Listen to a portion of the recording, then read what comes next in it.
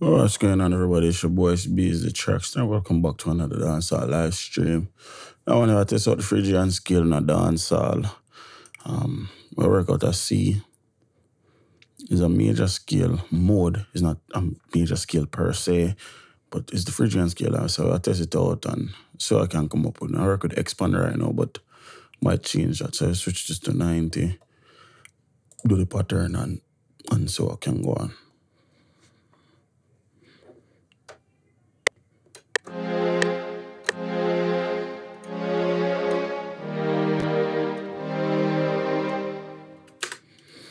Alright.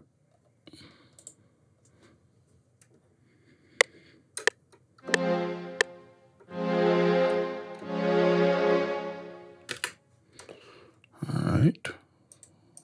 Okay.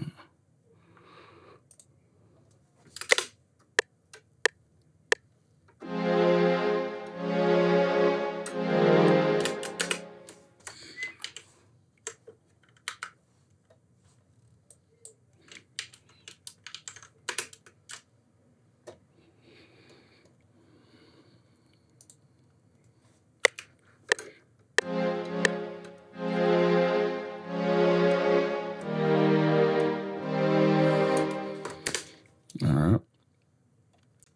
Quantize.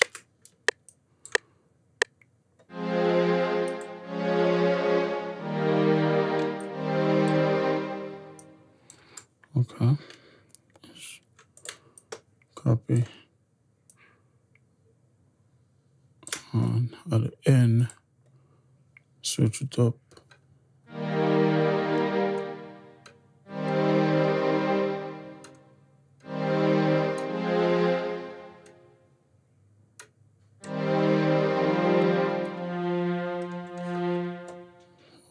Do that.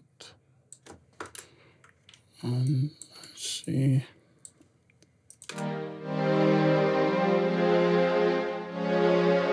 Alright, cool. Back out. Delete that. Delete.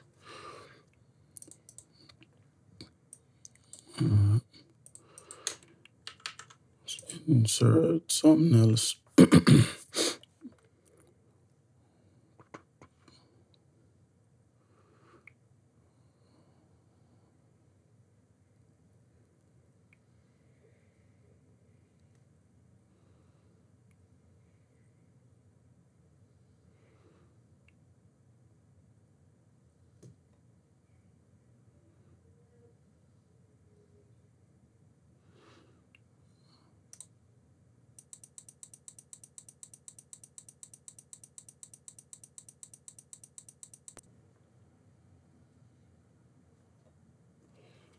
G-Max, I pray, bro.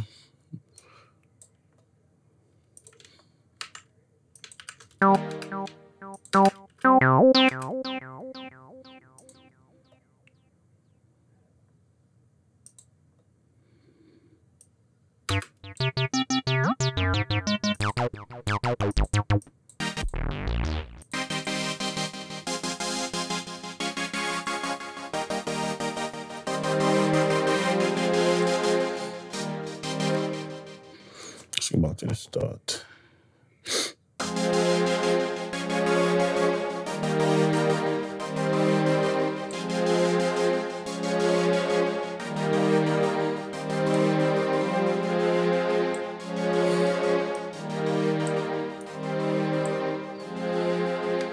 Alright, cool. Let me find a nice pizzicato string I'm like. I'll try Nexus.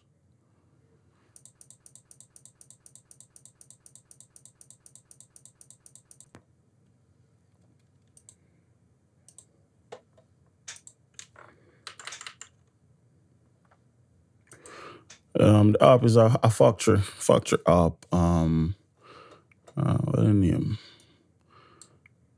App card pod.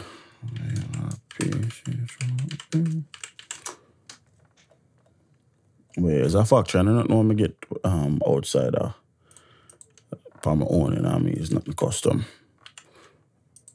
I'll try to use mostly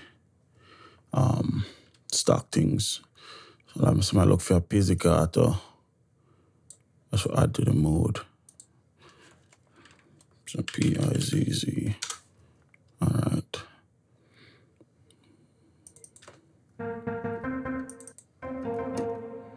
Need someone just sound a little bit natural.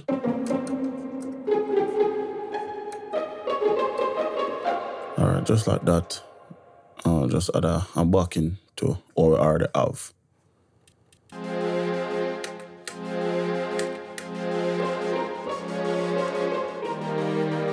Alright.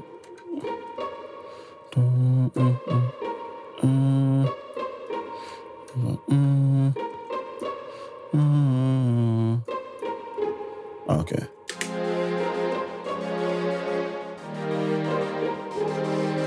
Alright, so let's record that.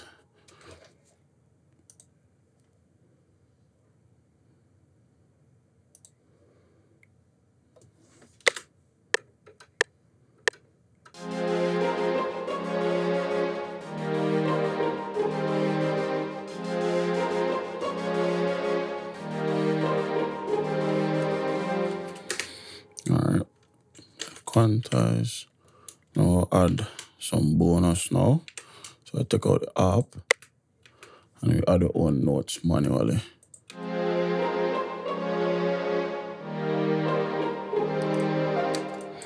Alright, so I have so we got Alright, so I'll add them three there. Ready up.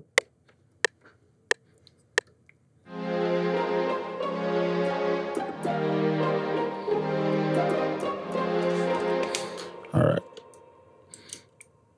So quantize them there.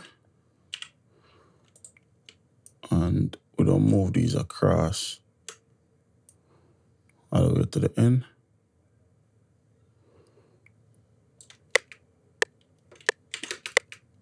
Let's turn off record.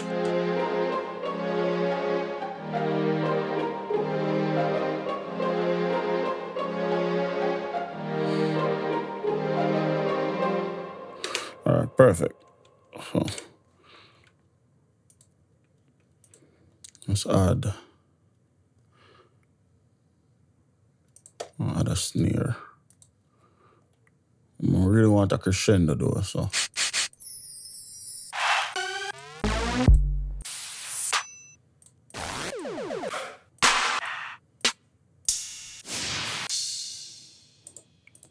Add this. Need something natural as far as the snare go, like a rim shot or something like that. Something smooth.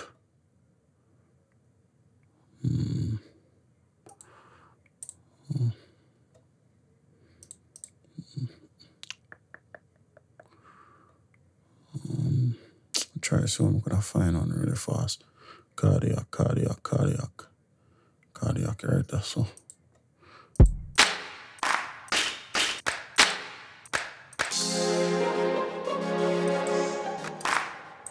Something real. Nice. Same thing with the kicks. Alright, so if you ever get no file with them red line here, what them do is when I press, like let's say we just play the kick. And I mean, notice so it only have one note, but it a loop back. That's them a loop point. So once the loop they done, the section or loop done, it will automatically re-trigger kick. So if you ever get a sound and that happen, then that was. So all you have to do is just right click, edit it, and then drag it back on wherever you edit it. So that's how I'm delete all of them red things. Drag in this. Right click, delete, and just drag it back out. And same thing for this. And just drag them back out. Alright, so I have the 5 file. So let's put in the claps. Okay.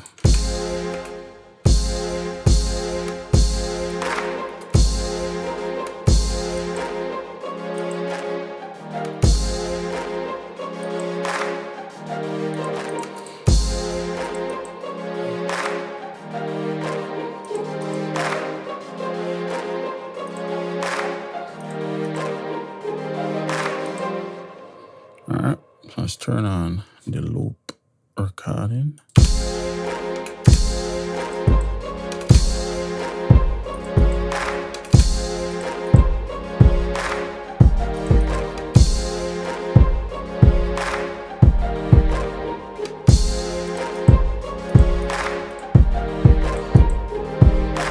Alright, loop the kick, add an extra note on the second part. Alright, so copy it, paste it. Need a snare though.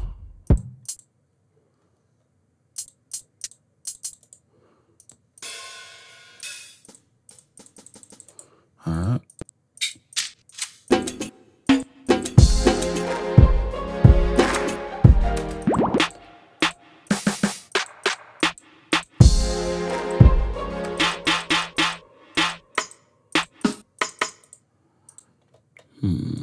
Edit. Delete.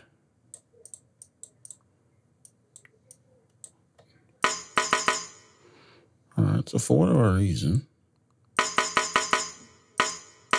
why the fuck do I have two of them? Let's delete that. Okay, so. That sounds weird. What the fuck?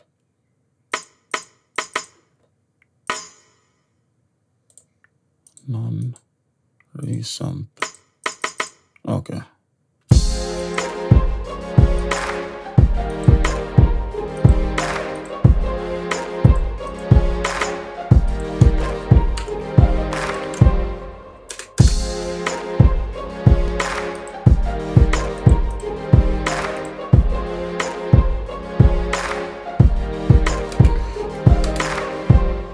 So the thing is, I still want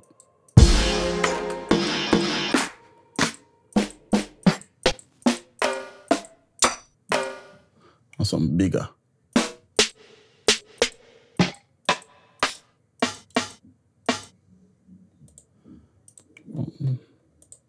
Edit.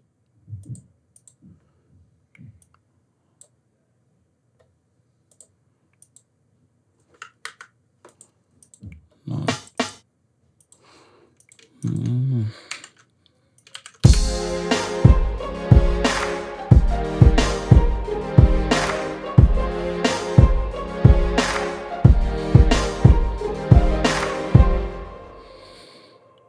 Okay, cool.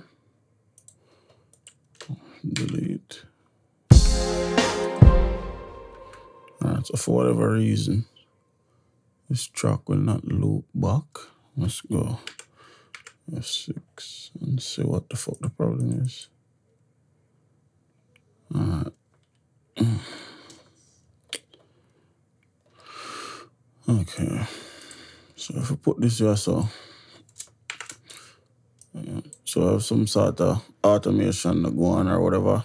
So only way we can do that really is just to cut everything, delete the channel, and paste everything all over. Don't want to make it a record that, but fuck it.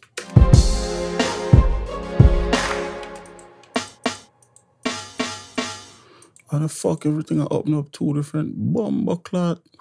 Dog.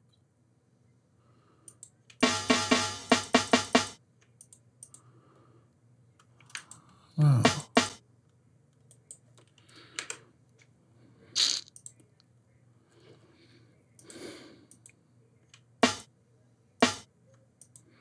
It's not supposed to be.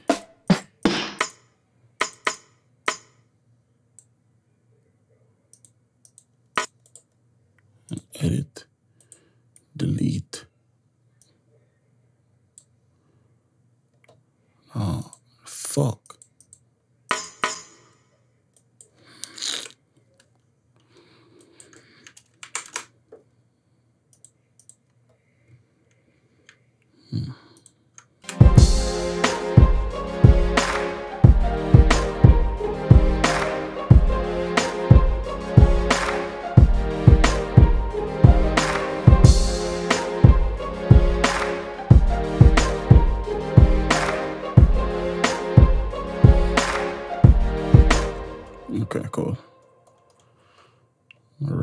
Sounds.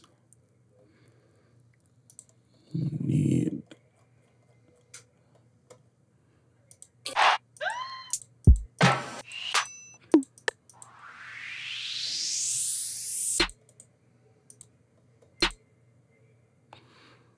What the fuck?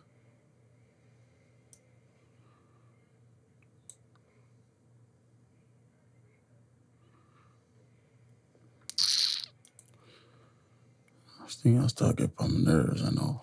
Really, real bad. Swear to God.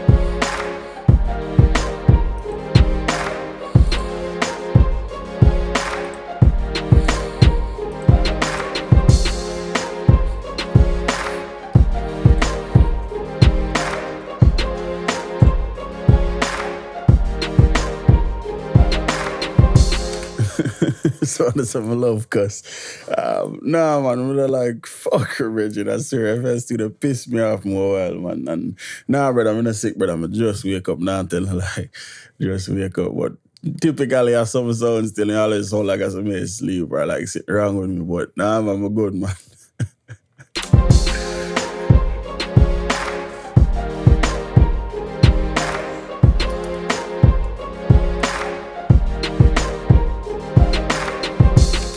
I want to try to find a choir. I would have load contact, but I know contact and more will take a while for load. So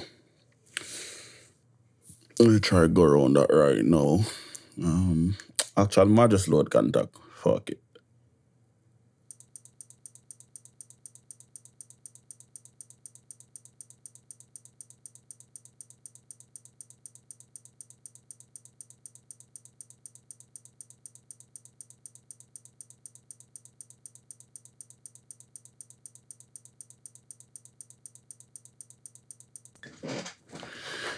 All right, so another big problem with contact, a lot of people have, is how long it takes to load up certain instrument. I have a video on that I come, you know what I mean?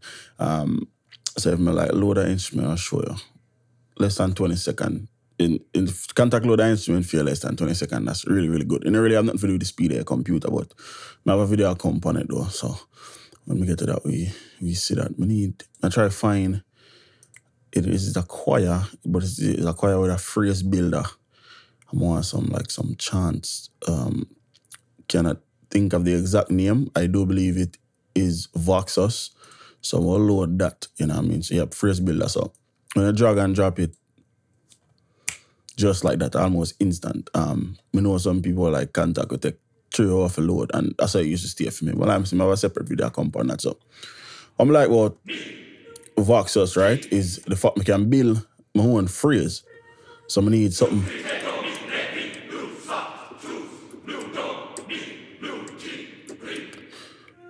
And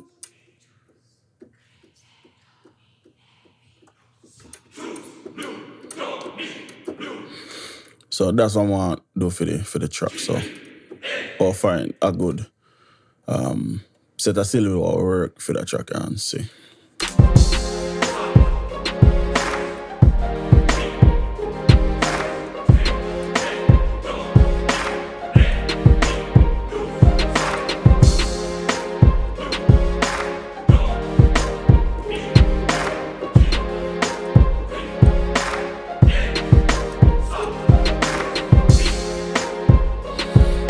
Alright, so I'm going to find a good one. So let's go.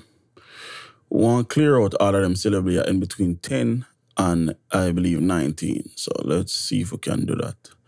Alright, cool. So want this. You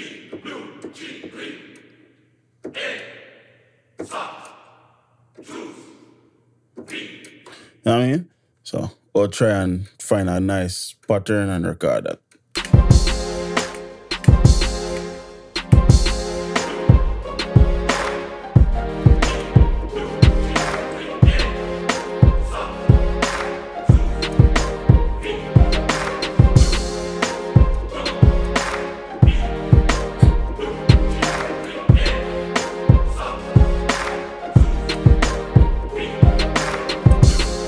All right, cool, like that. So let's record that. Let's go. Everything. And hit play.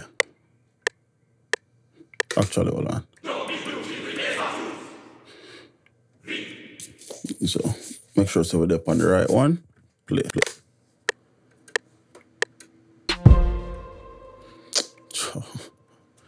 Oh boy. Play.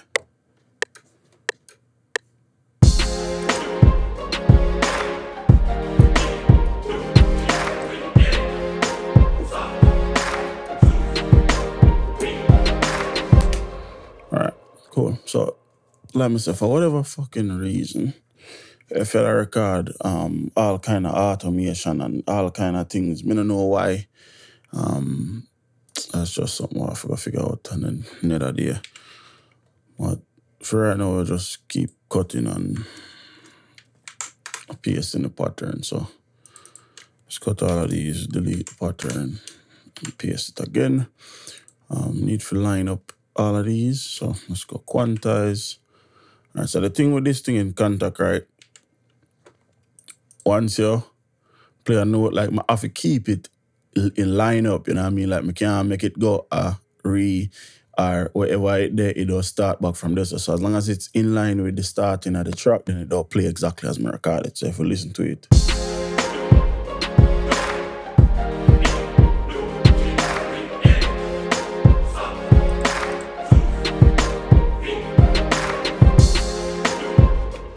So I'm going to do with this, I'm going to keep the one a little bit closer. Okay, so let's see.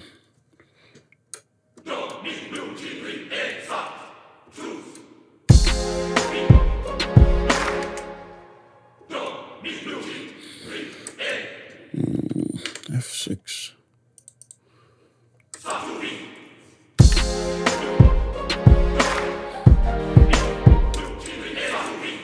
Let's move these a little bit.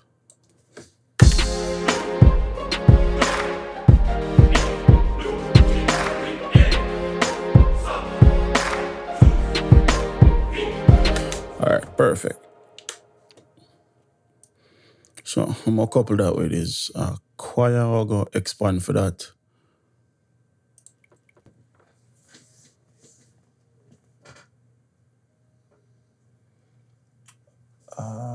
So still can't get my bass for sit right in our mix.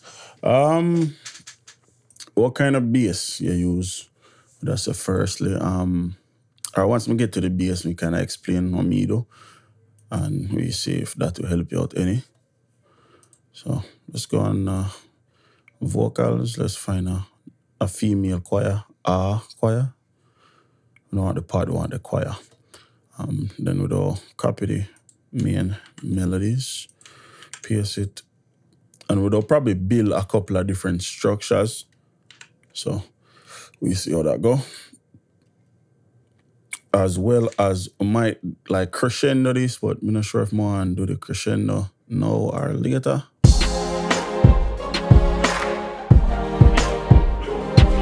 Alright, so what I'm going to do is copy, paste, upper octave, Alt and S, strum it, or if I stagger it a little bit, but it's really a strum, and I'll get it like this.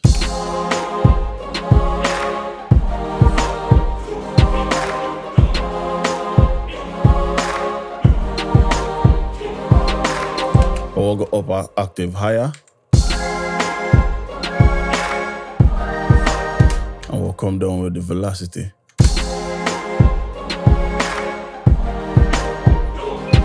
I'll probably come out down an octave, but you get the idea.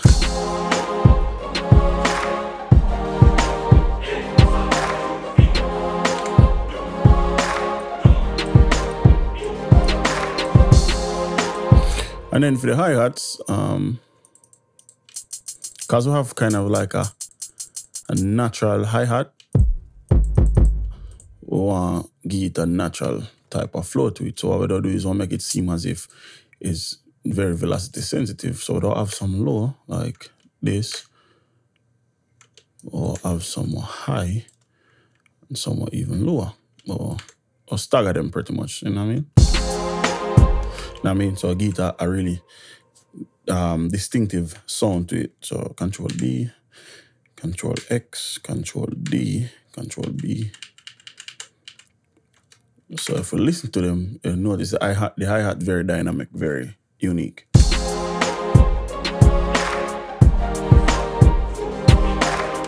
Know what I mean?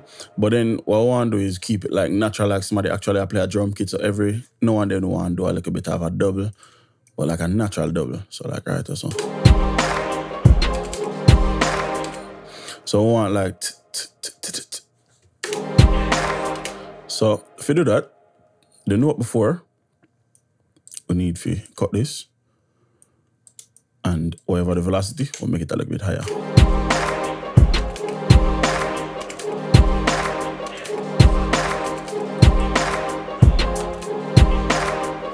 But we need to make it a little bit faster. This the stagger or the how we want it played. If you do that, we need to make this half of what it is, or probably a quarter of what it is right now. So let's try that on. Now I mean, just like that. So if I solo the hi-hats, you hear this. Now I mean, what I'm going to do as well is double this. Instead of that, let's go quarter notes real quick and put this right here. So shorten this up, Alt and L.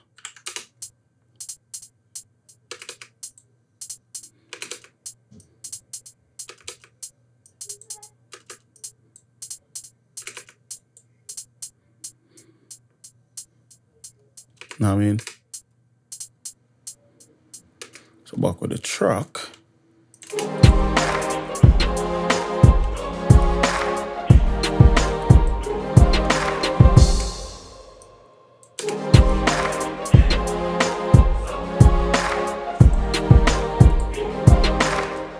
Then towards the end now, we'll kind of keep that a little bit more natural. We'll just do like some running.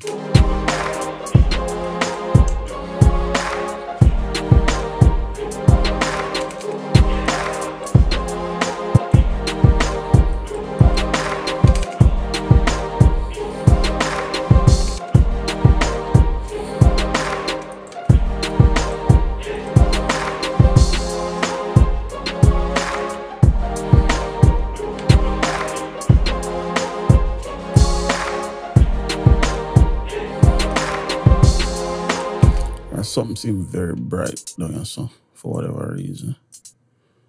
Very potent. So let's lower the velocity on a couple of these. And this last one high. Make this one high.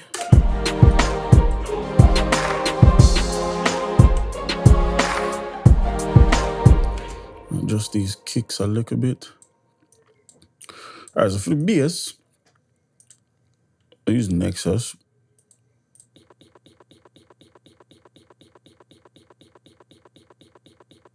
I pray God, you Lord, there, brother. Let's go. So you can either approach this. Alright, so I'm sure you a thing. So we can go with it like this, right? Boom. If we got bass and go basic sign.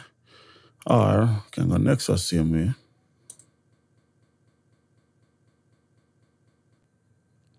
And right click search muted. If we do that, have a muted guitar bass octave, I believe is what it's called. Yeah, muted guitar octave right there. So this is like a natural very almost realistic bass. So if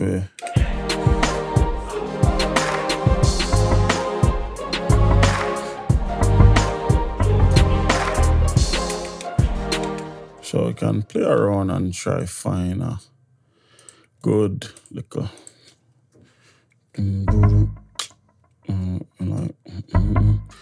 I don't really want this to follow the beat, the track itself. So,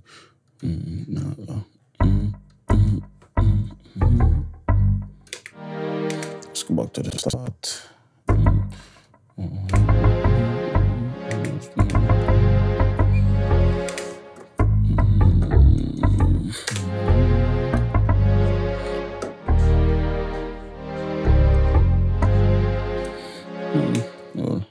So let's quantize, draw.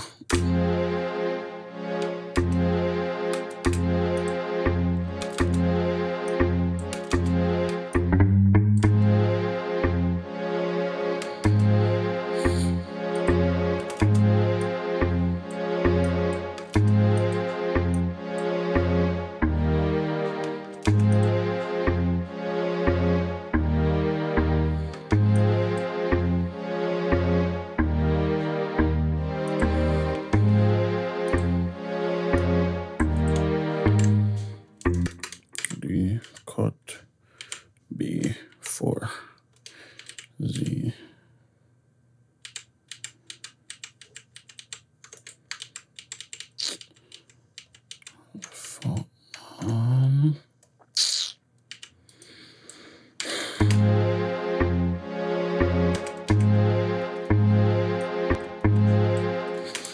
So there's some staggered notes right in front to fill the gap.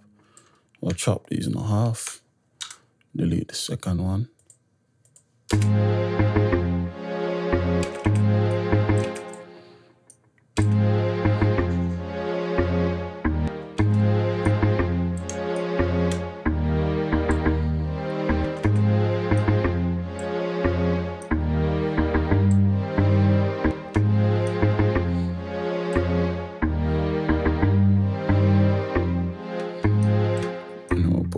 Here.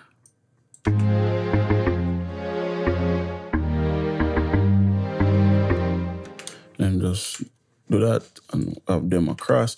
So with this bass, there's a lot of, I think, can play the velocity a lot, really. So I can do like a lot of like in between and stuff. You can make certain notes impact a lot more. One thing I like doing with bass, especially like get like a gap between all of the notes, just to give some room for breathe.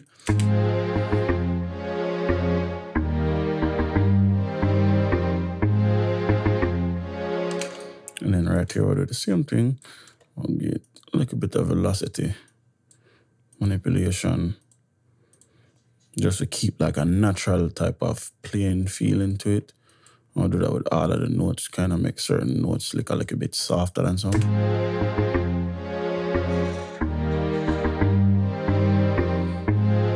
Make this rise up.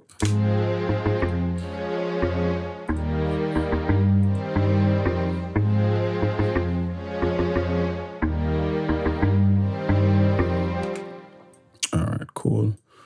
And then what we can do with this is we can either drop it an octave to get a darker feel out of it.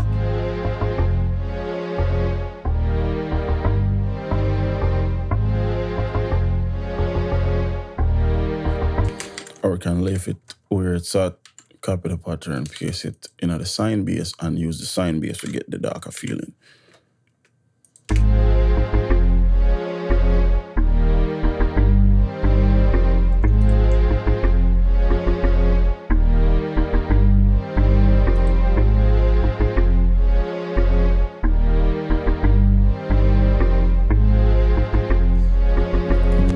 All right, so yeah, so with the bass now, it now cut short if it sit right. Really, when I mix, bro, the bass just the only thing we really have done the center is a lot of the times it have to do with panning.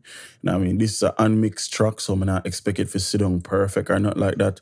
But a lot of the time it's just panning, you know what I mean? So when we get ready to mix this a track, because I have strings, I have like pizzicato, I have harps, I have all of that.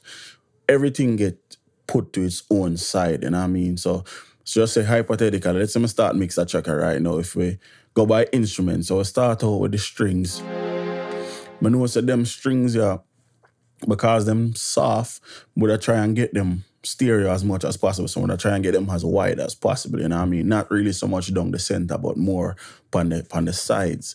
So that would I take care of that the string. Then would I have the bass down the center, you know what I mean? Then we have them, the choir, would I do that exactly as we do the strings? Would I push them wide same way, but would I have the volume a little bit lower so them not interfere, them have them own little level or own little room for operate, you know.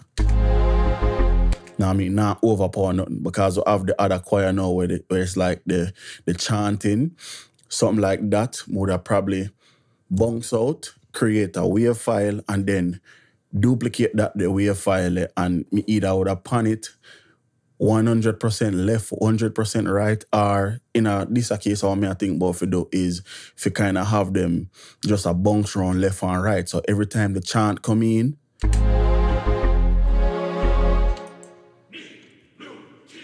know what I mean, have it go up like from left to right. So if me, like, to give an example of my top, but let's say we have them a play right like this. So the first one would have all the way left. So I'm going to do this real quick. Link to controller. All right. So I'm going to show you a thing. So let's say we're there in the center. I will start play it.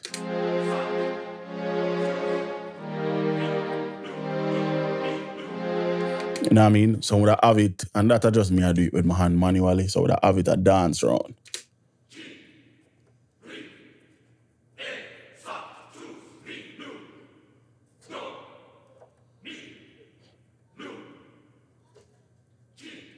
I mean, so typically there's something like that or me would handle personally. But yeah, like mixing, brother, is all about space. The only things where you want down the center, your snare, your kick, and your bass. Everything else you want to push out and give its own space for try and do its own, I think. Because at the end of the day, you can't have everything that come down the middle. And that's really where a lot of error come from a lot of times, where things sound like it not sit right, to be exact.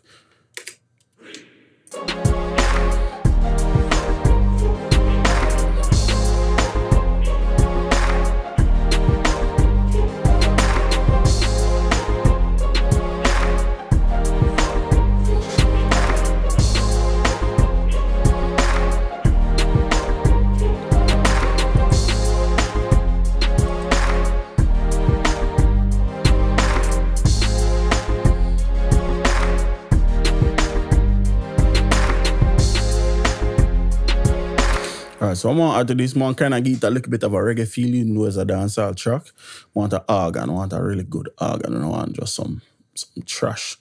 So we have a couple of different VST we can approach this with. They might change it eventually, but for right now, we'll just roll with the GS1 VB3. Cause have some, it's an organ, pretty much it's just a VST organ, you know what I mean? So I know that I have better presets than a lot of VST who just have organ presets. So I just want some like a reggae thing, you know what I mean? Just some like a... Yeah, but like I say, as a dancehall track, I just want to get a little flavor. You can hear it in the track, say it misses something, so we'll try and do that. So I will do kit pattern, of course, shorten up all of the notes. Yes, all of the notes. Now what we'll do is we'll stagger them. So we're not going to make it play up on the grid, so we'll half beat it. So we have one, this will have...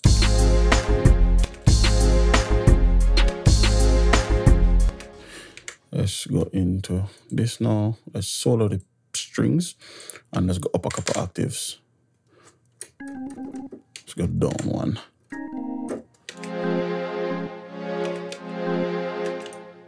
Let's go like that.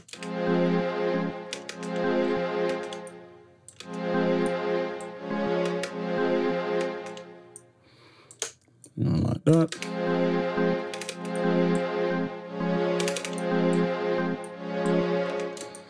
Or pretty much the same exact thing all the way through.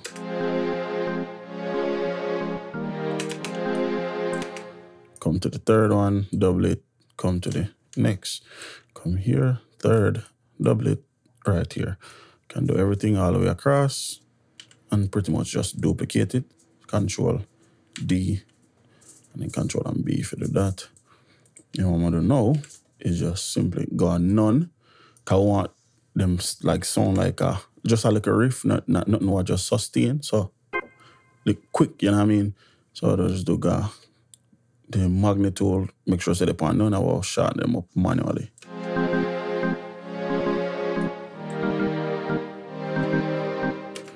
And then for some of them, what we can do is, you know what I mean? So we can do like a double guitar and repetitive type of feeling to it.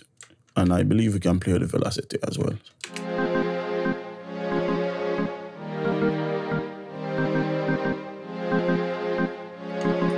Cool. Can go up and active as well. See if we can copy paste down, shift. Alt S, stagger them just like we do with the other Y1M. Now I'm gonna make it as drastic.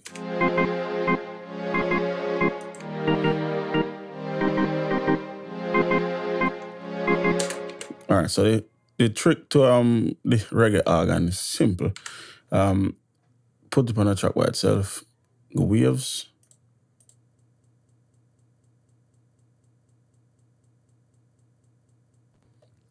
And what you look for is the GTR or the I think GTR rock. It stands for guitar rock, but that's all I look for. GTR rock. Solo, tool rock, stereo, yep. So under this now, I go load and we look for and this is a long fucking list. Rastafazi, nope, not that preset.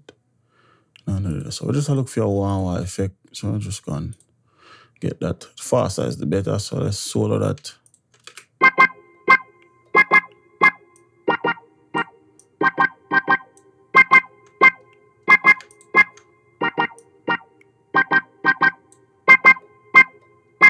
Very, very loud. Sorry about that.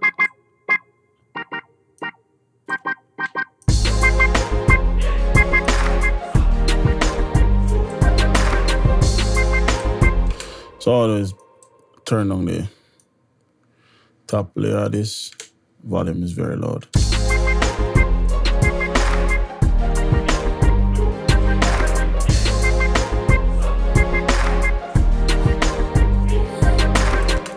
Let's see if we drag out the pattern, if that'll make any type of difference.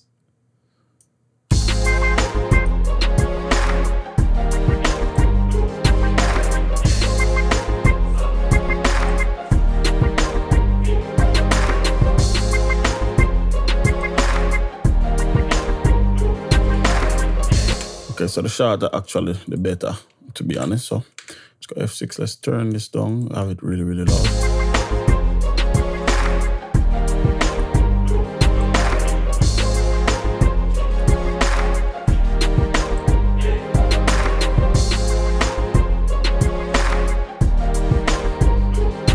So let's kill all of that.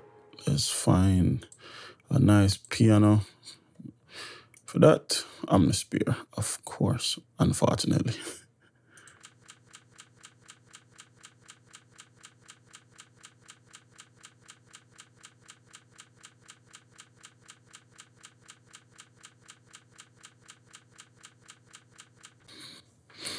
So I'm the spear, key skip, and we will go cinematic, piano. Even a playing on United and it already on them up my CPU. Oh boy. Oh boy, oh boy, oh boy.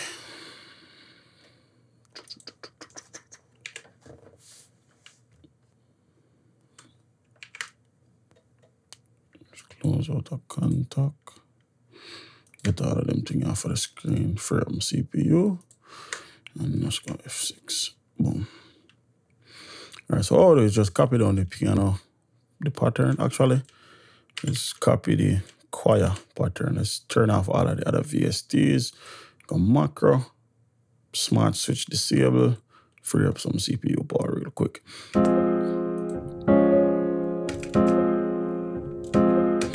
What I'm gonna do is all of the lower notes, just Alt and R. Key, scale, C, and Phrygian. Where is the Phrygian scale? Phrygian.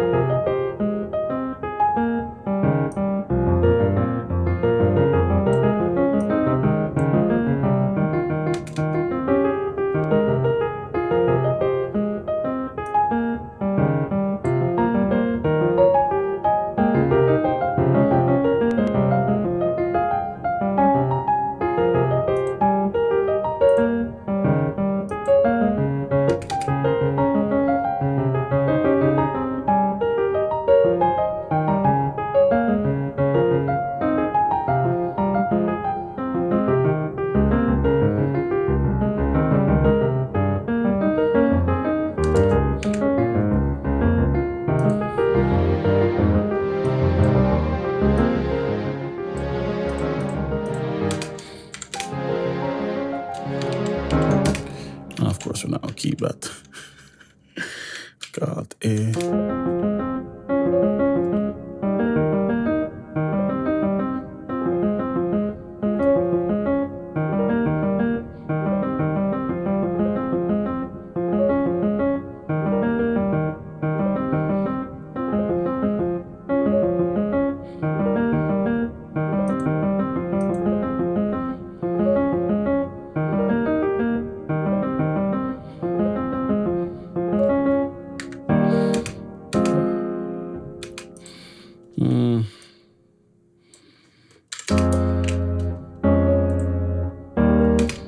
Alright, middle notes, Alt, E.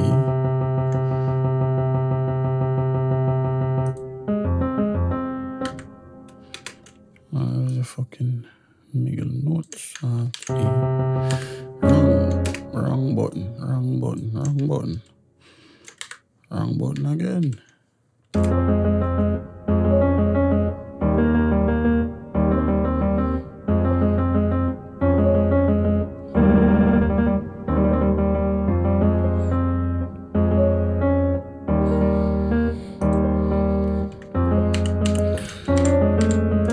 So I want to know upper octave R2.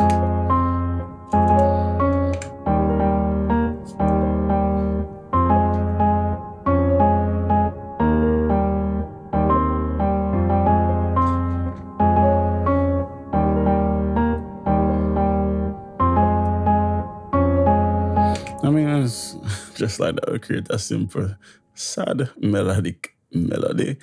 Now, let's turn that down.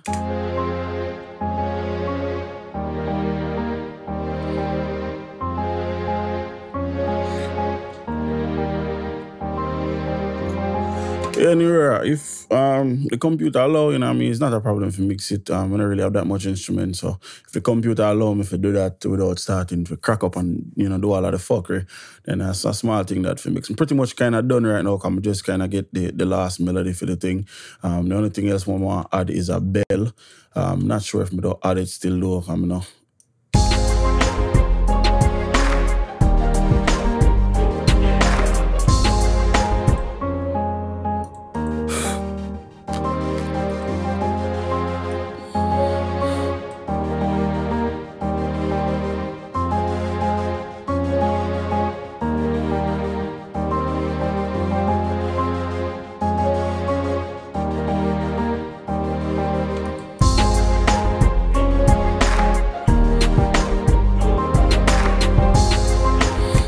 Yeah, but yeah, I probably can. Right now, if you look down at the bottom, you see something that 20. They bounce around 20.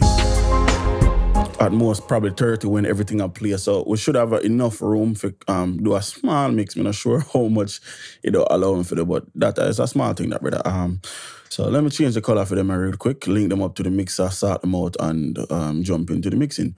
So it's a dark track, so I'll go purple to light blue. No, I'm not like that. Let's change that color. Radiant. Let's go dark purple to... Let's go to a darker purple, or a lighter, little bit. A lighter, darker purple, if that makes sense. No, that don't make sense. A blood clot. All right, so let's go from light purple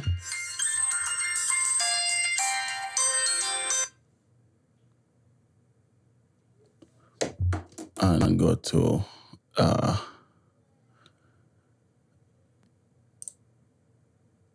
that seem almost like the same thing. They waste time I color the fucking pattern to rascal. I can't believe this.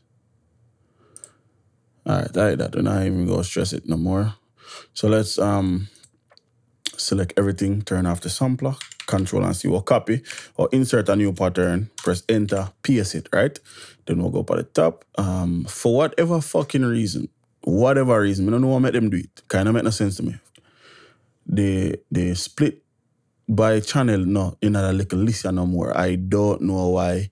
It don't make no sense to me. And it just baffled my head, if you tell you the truth. It literally baffled my blood clot. They are the things I'm talk about FL Studio. I don't know. More while them do some things where I just straight fuck. So what I'm going to do is I'll link them to a mixer track. This Wawa thing, the VB3, that is channel number 1, 2, 3, 4.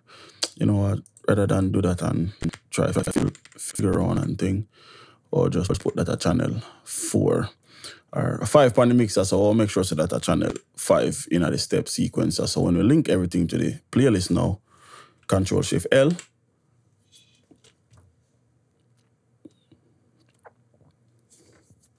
It's supposed to link and go right on the channel what have the wah-wah upon it. So that's cool. So let's unsolo that, bring this back to regular volume, turn this down.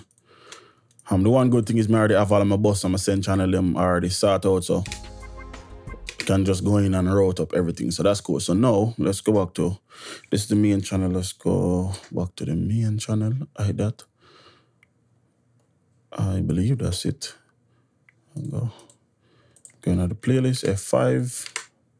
Alright, so pattern 2 will rename that main automation.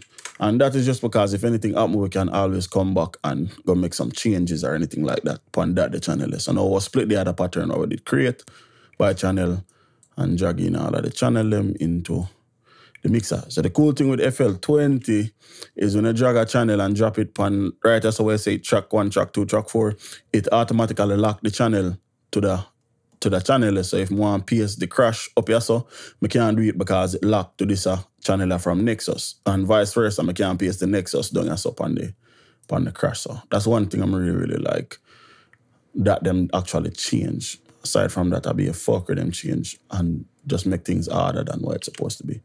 So let's add everything to the playlist. Start the track a little bit, like just get an intro, chorus and a verse so we can get into the whole mixing thing.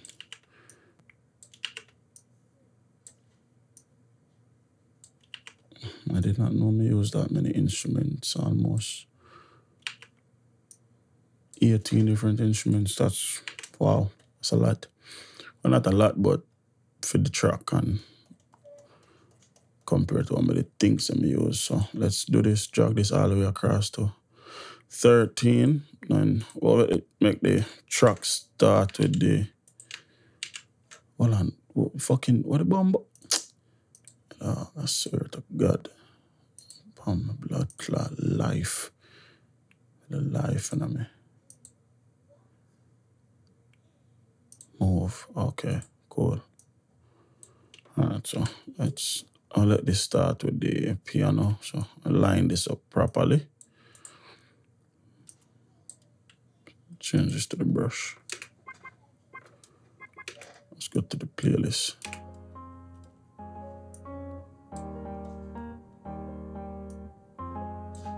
Alright, so what we can do is like, let's duplicate Amnisphere. And right click on the little piano on the playlist seat pattern, and then we're gonna make unique. So what I'll do is lock that to content as well. And the older one, we'll get rid of all of these high notes outside. So all of these high notes, we'll get rid of all of them there. See how that sound? Go back to this, and then in here we'll delete all of them out of here. So cut that. Go back. Let's take this out real quick.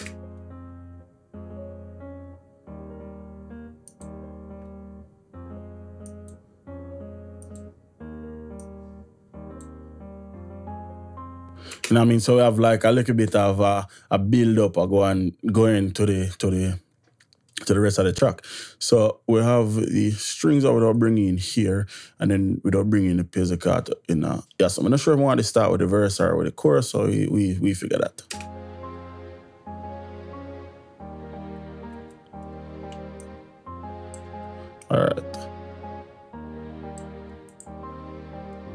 Alright, so I'm still not sure. I'm gonna make it start with the verse.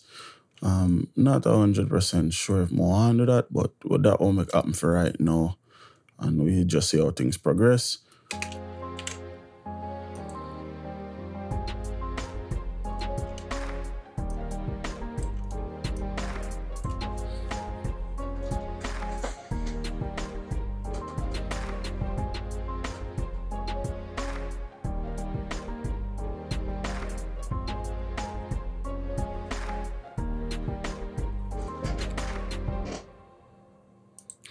Yeah, man, New Era, FL Studio. Boy, I don't know. I'm tired of the image line. I fucking Richard. I swear to God, like, it's crazy. More of the time I say that, it don't make no sense, brother. So for the contact thing, right, with the chanting, what I'm gonna do is I'm gonna end up render it out, because I know if me left it as is, if me don't just render it out, it's hard for me get it to sync up exactly, because if it not up on the right note when it get trigger, like if I stop it here, so when it start back, I'm gonna just jump back to where it's supposed to be. It'll start back from where it left off. So more bounce that as its own file real quick. So I'll just consolidate it, and once we do that, then let's go consolidate this track from song start. And what I'll do is I'll go leave remainder and bounce it and come right back.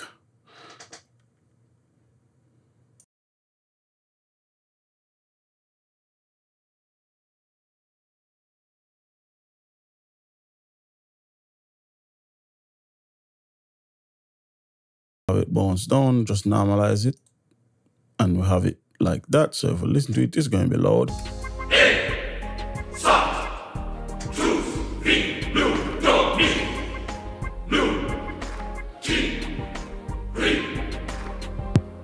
Now, I mean, which is fine though, it's perfectly fine, there's no issue with me. Rather have it bounce out like that than for the play around with the VST. I know the VST actually turn off, so I can delete that and go back to the mixer, because we have to relink that to the mixer. The same channel I have contact on already, so it's not new. Just need to relink that specific audio file to that mixer track. And now, when I mix, or when I start though, with FL Studio anyway, is I start separate everything. I start group all of the different elements of everything while going. So now, what I mean by that is, I'm the spirit player piano, so I have a little portion right. I said it's a real instruments, and route that to that. So route to this track only. So if I want to turn off the piano, we can just mute that and turn it off while the piano still at play. So what that give me is, it give me a chance for, if I have any type of reverb, and you will see this as I go along with the mixing, if I have, I'm the spirit link to any type of reverb or any type of delay, and I mute the track, I still can hear the reverb, so I can just hear the effects by itself. And that's kind of good, because if you want to adjust the effects, you can do that. So that's what I'm going to do. I'm just going to link up everything to the correct spot where I'm supposed to do. We'll turn off all of them track here, so I know when I link them. When we done link everything, that means nothing not supposed to play. All right, so we have the organ next, VB3, so we're out to real instruments. We have the contact. I wrote that to Oga real instruments as well. The young chop snare, Oga snare. I want another snare here. We have the two claps, so I wrote them to Yasso. We have the strings, they'll come Yasso.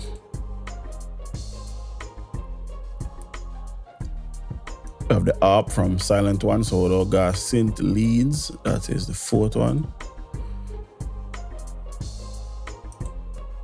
So that means when we wrote it, you're not supposed to hear it. Next, we have Nexus, that will be the pizzicato, so we'll go real instruments again. Expand with the choir, real instruments again. Then we have the bass, real instruments, but it's the bass, so what I'm gonna do is send both of the bass to a different track, so route to the bass. So now we have the kicks. We have two of them. Route them to drums. We have the hi-hats. Route that to percussion. Yes, hi-hat is a percussive instrument. And then we have the last snare. And now we not hear nothing. So everything route up the right way. So if more, well, I'm just hear a crash. Wait there. I just hear a crash. Oh, the crash there, the blood clock vibe, right? So this is percussion. So route here. So if me wrote everything right, then I turn on real instruments. I get back all of them elements there or whatever. I turn that off and turn on the percussion. I'm supposed to get the hi-hats, the crash, the snare. Or not the snare, but the hi-hat, the crash, and all of them type of percussion there. Same thing with snare. If I turn on that, get back the snare, drums, get back the bass. So this is just one way we can kind of reference different instruments with different instrument or whatever. You know what I mean? So we can take out something for listen to something else. So let's turn on everything. Let's go back out. Let's go back on the mixer. Let's bring back all of the volumes or turned on.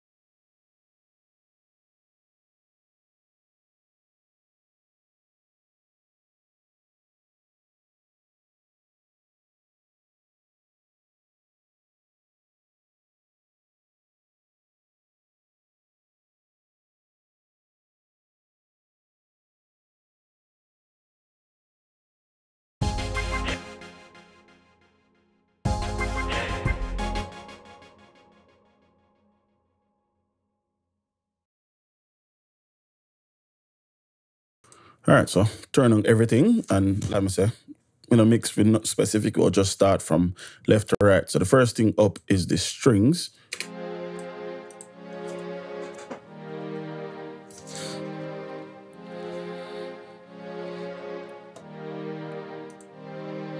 All right, so the strings already have a little bit of reverb on it. That's cool, that's fine, it's no problem to me. Probably would add some more anyway, so let's go reverb load Native Instruments, the Lexicon 222 Muggle, what them do. So this one. We're not gonna dial in our settings right now. We'll just left it as is. We'll detach it so it stay up on top of everything. Back to the expand the strings. What more do is get an EQ. Want a vintage EQ though. Before me even start, what I do is just because of tools me use, so I like use. You don't have to use them tools if you get the results from me. I get just what me like use because me like how them sound or whatever.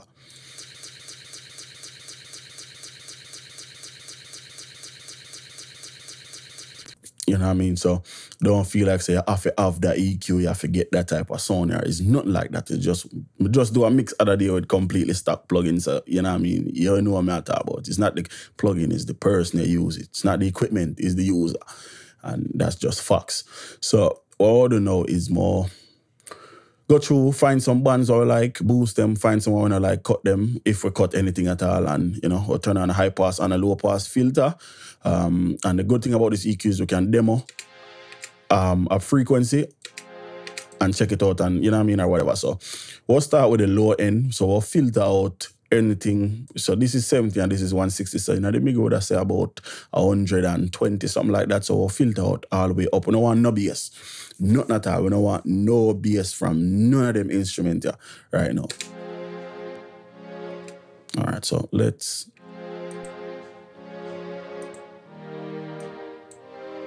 I mean, so 120 wasn't enough. So that's cool right there, but too much out tight. All right, so let's turn all. So I almost take out all the way up to 360. This is not a graphic EQ, so it's hard for me to say, yeah, this is how it look like, which these EQs to me are better because you mix with your ears instead of they look on it and say, yeah, true, I cut out this. Let me show you my talk. So if I load the stock FL EQ, second favorite EQ, by the way. So with this EQ, yeah, if I do the same cut I want to just do, the filter thing, it would have looked like this. You know what I mean? But just because, so let's put this to 360 same way. So this is exactly what I'm going to do with this. But just because the EQ here, you can see it, you might think that it sound better than this because you can't see it. Or, you know what I mean? So don't get fooled by a lot of them things that you see the interface on it. Them not always better. A lot of the times it's better if you're using what you can't see because then you have to rely upon your ears and your ears not going to lie to you. If that your ear or that your ear where your ear will lie to your ears because it will say, all right, yeah, you cut out all of that. So that means it must sound good, you know what I mean? Or it must do what you expect it to do. Don't get caught up with that. Yeah. It's nice. It's a nice tool for have to see what you do, but these graphic EQ sometimes can be very detrimental to some fuckery. So we get rid of all of the little bit of mud or all of the whenever we want. So now we'll start add to this, and this is where this EQ really shine for me, right? So if we go and write about 13, 14K, turn it on, and we add 16 dB, and it's just, it's like it's not destroy the audio, whereas if I go in another EQ and gain and push 16 dB worth of signal, it don't destroy it, it don't too bright, and I don't even want to hear it.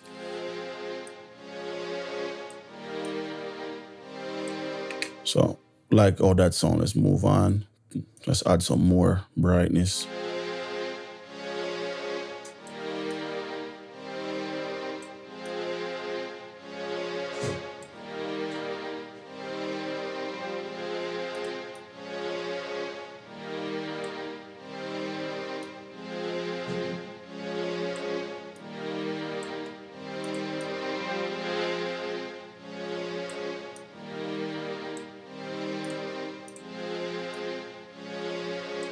So before and after. Dry, boring.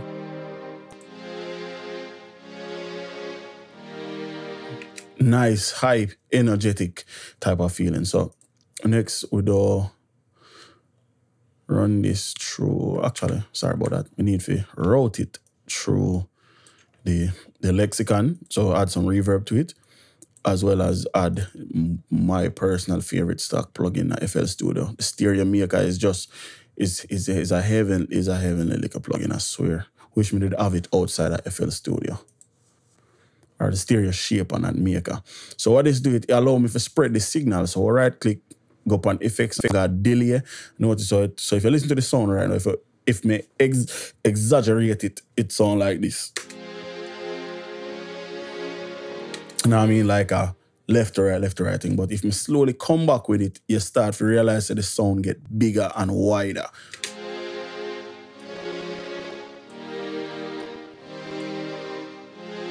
So this is before it.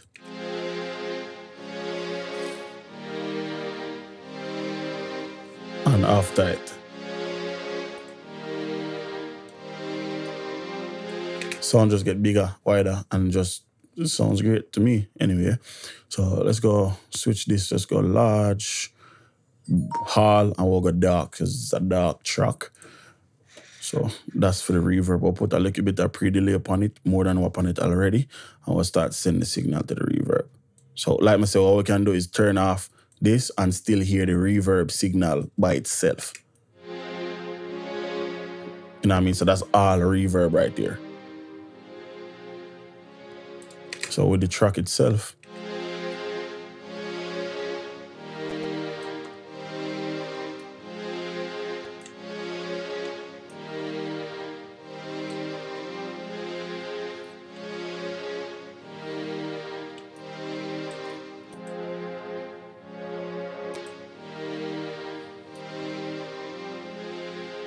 cool. Moving on.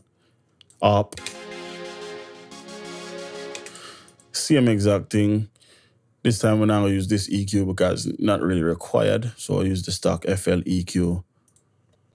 I have a preset called Reverb EQ. Just like that. Lower it a little bit. And all right, cool. Well, left the delay on. What's on it? We'll go back to stock plugins. We'll go sound field. Steer shaper again. I'll use the same delay preset. Because like I said, I want to spread the up just like we spread the strings. Cool. Just lower the volume, of course. Make this a little bit thinner. And then add some more reverb. You can always turn it off here. If you're not listening to a headphone or speaker, it's hard for you to hear what going on, but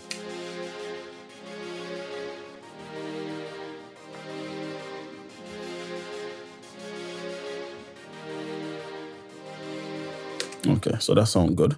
So next up, Nexus and the pizzicatos. So I know for a fact this have reverb and delay upon it already. So the delay I might leave on, the reverb will turn off because we have our own unit, so we can send the reverb to that. EQ-wise, we'll use the CM stock plugin again. This time we'll do more of a sharper cut and a sharper boost. So we'll do a shelf and a cut. So it's a low shelf or a low cut and a high shelf. Let's reset this back to 0. I'll do a shelf and then a cut. Reason being, we want focus on a certain frequency. So, thing with this EQ, right? A lot of people don't know. It have a really unique feature. Let's minimize this real quick. In that it have a AB feature. A lot of people don't know that. Why I don't know. So I can switch from, let's turn off them here. Go high quality. And yes, it also have a mode where you can do more high precision cuts. So as I can see, just by turning on high quality or HQ, you can see the curve get a little bit sharper. You know what I mean? So that's something to keep in mind as well. So let's go legacy monitor, turn on high precision monitor, and then we can actually A/B this if we turn on lock spear state, where you can do one cut and then look on it in a, wouldn't say like a, all right, so you see that? So just from me moving the one little cuts, or the one little cut, so if me, let's say we drop this like that, you can A/B what it sound like. So if you listen to the pizzicato, this is before, and then this is after. Know what I mean? So a lot of people don't. A lot of people take that EQ very simple because it's just a stock plugin, but it's a lot more than that. Don't get fooled by fuckery. Do your own research. It's a very, very good plugin. So let's turn up the pizzicatos, add some reverb to it, and mean a lot.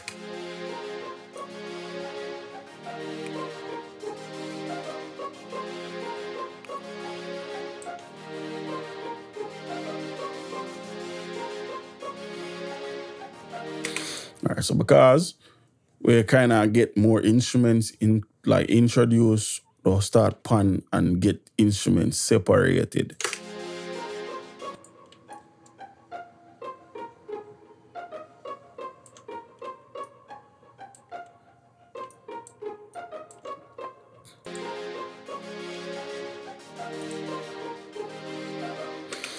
Then to add a nice little polish to that, what I'm gonna do is just go plug in Alliance, Mag EQ4,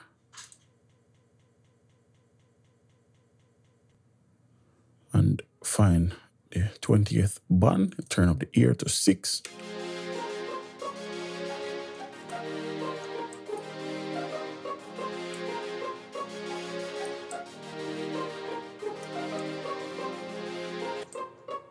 Don't forget the reverb.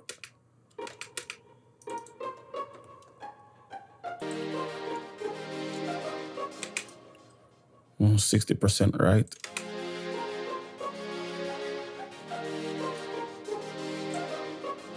Cool. We have the crash. That's a percussive instrument. We don't put that a little more to the left, but not a lot, probably like 10 or 15%. But we'll put a lot of reverb on it so it does seem as if it's a central instrument. So let's solo that out. Put an EQ on it too. Stock. And we'll just do a filter, master high and low. Let's reset all of that. Let's do a shelf. Not a drastic shelf like this, but still a shelf. And cut anything lower. What we'll do also is get this, normalize it, and turn up the volume. So if we listen to it, so put it 15 left. So with everything. And the volume don't change the more the track go along because, of course, more instruments get introduced. But we have to adjust the volume for, you know, it still not get lost in the mix. So we have the organs. All right, so very dynamic sound, right? So what we'll do is stock limiter, FL Studio, Dynamics, Fruity limiter. To control it and keep it under control or limit it.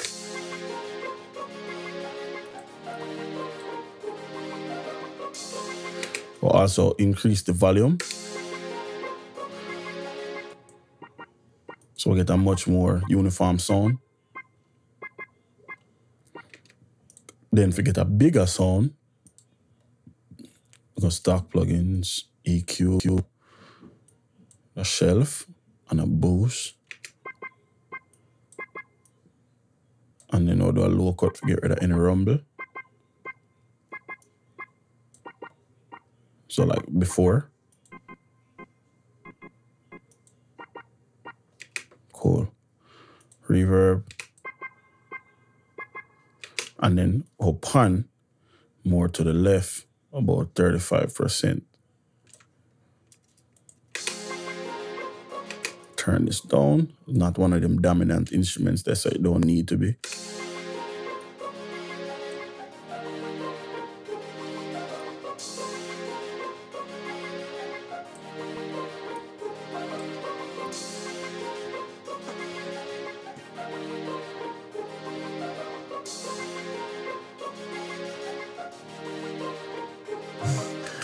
Andrew. Yeah, but that's not wrong with it, Andrew, you know what I mean? But if you want to train yourself, like, you know what I mean, a lot of times I just like open up a session and just start work with nothing but like some things where I can't see nothing, I really have to just listen, you know what I mean? And so when you go back to like a visual plugin, like I said, it's my favorite, it's my second favorite EQ behind the FabFilter Pro Q, which is a visual EQ, you know what I mean? So when I'm nothing against them, it's just when like you try to learn anything, especially with delicate like mixing, it good for you. Some things where you can't see what you do, but where you really have to just listen. And you know what I mean? When I go back to a visual thing, it's like clockwork.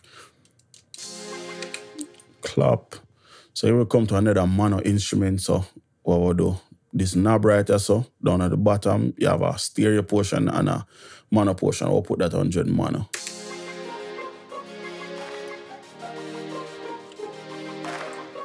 Okay, but we're coming to a problem. So this clap, right?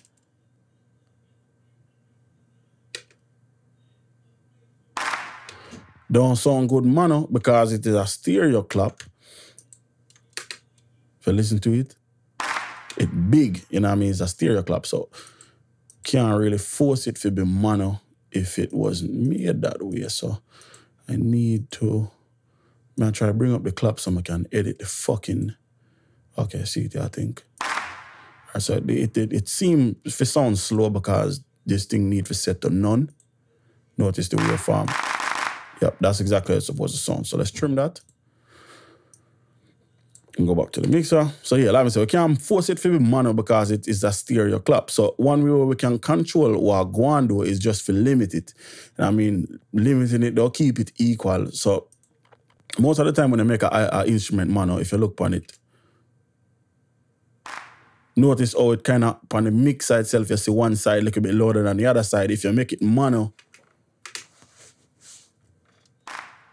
it flat, you know what I mean? So when I do that, that's typically what happens when you make a signal mono.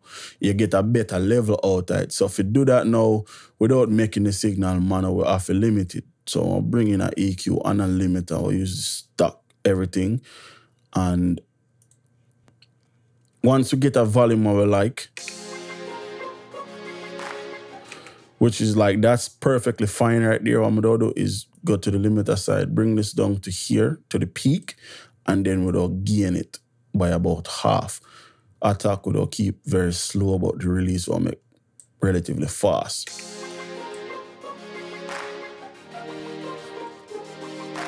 And what we are trying to do, we are trying to get it to be as level as possible. We don't really want it to play more on one side than the other. So that's why I'm going to add the gain to it. So now what I might have to do is hold on upon the release, turn on the attack. All right, so now we have a level signal on the mixer. So we can adjust the volume accordingly and adjust the sound, like shape the tone of the sound differently. So bass not necessary, so we'll roll off all of that and then boost a little bit at the top end and a little bit at the mid-range, just a little bit. And then at the same time, we'll add some reverb. Cool. Then we have the other clap now. This one is a little bit more on the quieter side. That's fine because it's not really one of those main instrument things. We have two snare we play on top of it, so that's fine by me.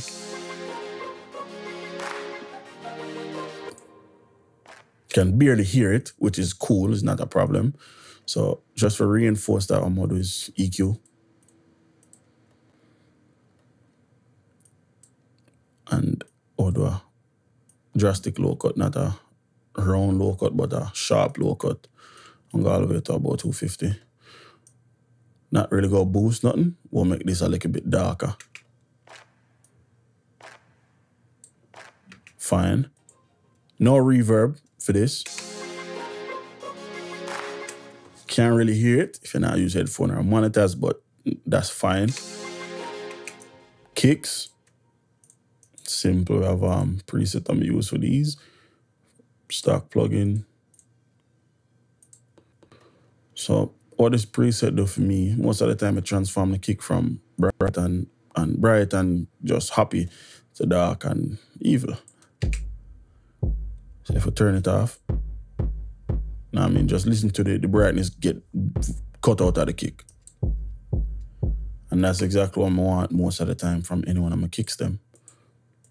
Another thing I'm gonna put on my stereo bus is I'm put in the Doro meter.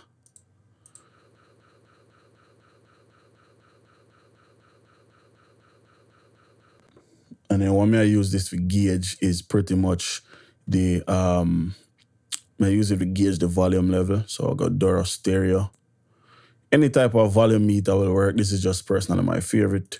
You have another one from Brainworks, so I'm like used to seeing me. So like I said, I use this for gauge the volume just to see how everything level-wise going. When I mix my like for peak about -6 to -4 and then left around 3 or 4 dB for master. So right now I have about 6 dB of headroom still for work with, so which is gonna go away the more we add in the clap on the snare them.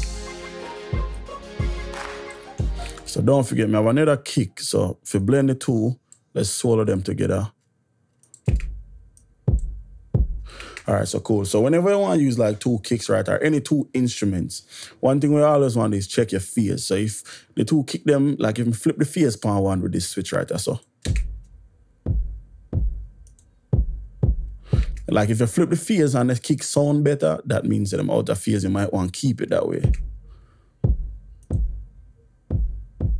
All right, so right now them sound out of phase. them sound good. You know what I mean? Normal. So the phase was never off in the first place, so whenever off it change. But when you actually flip it, you can hear the little bit of difference in the kicks. So I'll do the same thing as far as EQ go. Like I say, is a preset or just universal like preset I'm use on almost every single sequence I use. Take out all of that, boost a little bit of the low end around 80 hertz, and that's it. So I have it on both of the kick them, so we're not supposed to hear no clicking and no popping. Supposed to just straight bass, straight kicking that come out of the kicks. So that's cool. On the drum bus itself now, what I'm going to do is put a compressor, like a simple bus compressor. For that, we don't use, actually, do I want, no, I'm not going to put no compressor on it. I'll just run with it as is. But we can always adjust the levels, right? Because remember, I'll sidechain it with the bass. So they are kicks, so they switch down on the bottom, they make them mono. I mean, we don't need nothing to play more left or more right. I kick them so it's not needed. Back with everything else.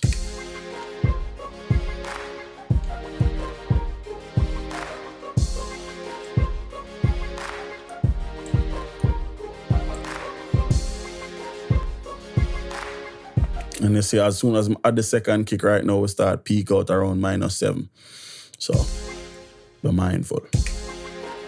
So, yeah, so when we start watch levels now, once the snare come in, then things are going to get hectic. So, hi-hats, we can do this. So, the hi-hats, we don't want them buried in the track, right? So, what we can do is go in and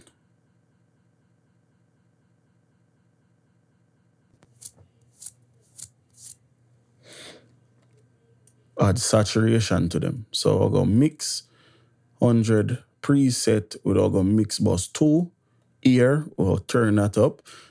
Once again, VST don't matter. Any saturation plugin will work if you do what I do. These are just what I feel comfortable with.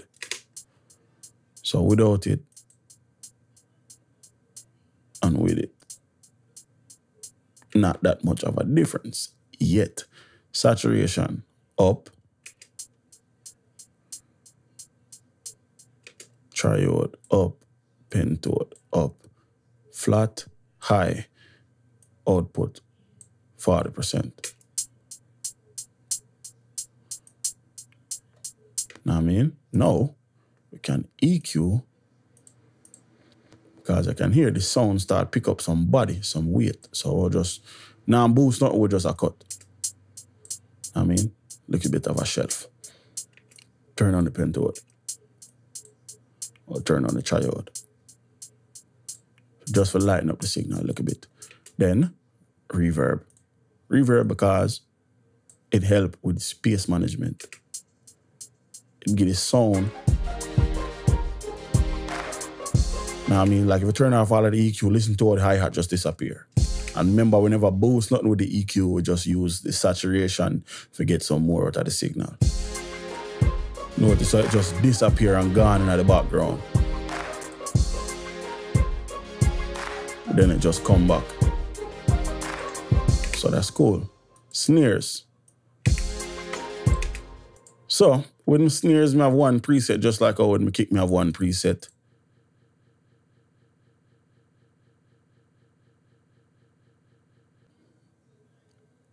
And again, I must reinforce, VST does not matter.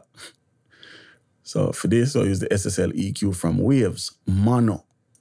Snares, you want mono. Unless you do some sort of panning left and right, your snare is supposed to down the center 100%. So we use a mono VST so we can avoid any type of stereo spillage. Load, preset down at the bottom, snare presence, a custom preset I'm create. Listen to the difference I make when it on versus when it off. Dry, dead, worthless. In your face, nice, prominent, you know what I mean? Just amazing. Can add reverb to it? Yes, we can. Not a lot, just enough.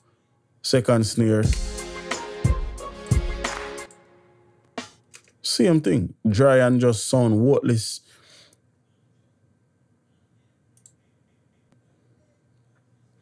So SSL EQ mono again.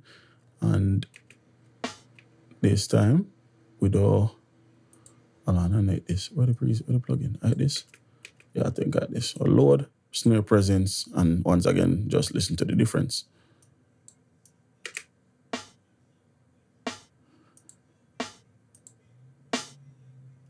Just come alive, you know what I mean? You can add probably 2 dB again on the output side. And then cut a little bit more and boost a little bit more. All right, so the two of them together. All right, little bit of verb edge. Nice. And don't afraid for add reverb to your or any type of effects to your sound, because a lot of the time when I use the effects, how me I use the effects, like me I use a lot of send channels and all of that, so I just send the signal and adjust the wet signal you hear. Just because you hear, like if you listen to the snare, it might seem like it's a lot of reverb. You know what I mean? It might seem like it not sound right or whatever. That's just, sometimes it's just your ears might have play a trick part, because when you bring it back into the track, you have to remember, say, I have more instruments to play, so when you bring it back, it now go just sound the exact same way. It don't change, you know what I mean? And what reverb do a lot of times, if you turn off the reverb completely for everything, the track seems dry and not as fun and not as full. You know what I mean? So it's one of them things where it's like you have to just gauge it how you want. So we have another snare again.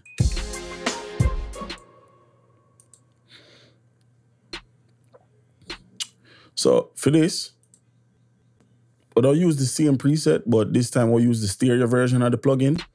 Like I said, because I might want to do certain little stereo tricks to it, like a panning left and right, like, you know what I mean, like a movement in it. So we can't force it for the mono if we want to move it around in this panning, in the spectrum. So I'll load the same preset. I mean, just listen to the difference. Oh my God. It's crazy. It's crazy. So I got sound ties, load up pan man.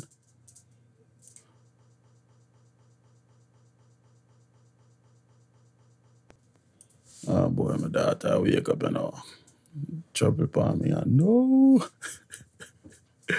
So we got dynamic pans, and what we do, we don't make this. You know, do this like a thing go left and right and all of them like a things there. So we want rhythmic pans and we want ball bounce panner. So as you can see, it a jump round and a do or whatever. What's up? Walk. Go get mama. Go get mama.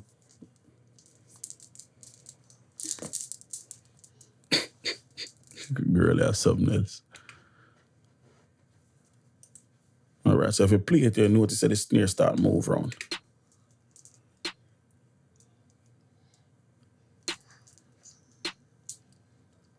But it's random though, so that's the good thing about it. So back in the track, I might actually want something more drastic than that, so I got rhythmic pans again and we'll go spaz random.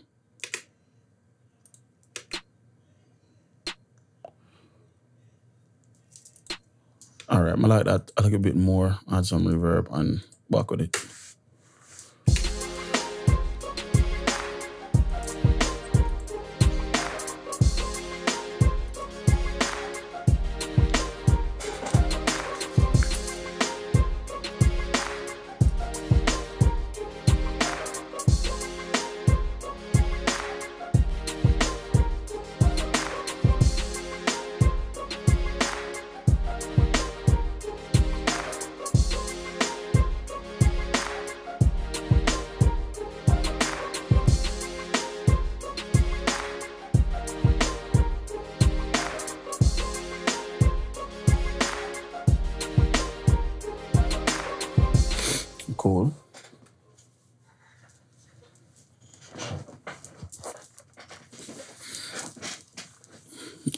So we'll get to the meat of the matter now. So we have the chants from Contact, like me did I say earlier. Don't say that. Hey, no, Lord, let me bring her downstairs because she don't have me talk. Not that blood clot. Give me 1 30 seconds. Don't say it. Okay. All right.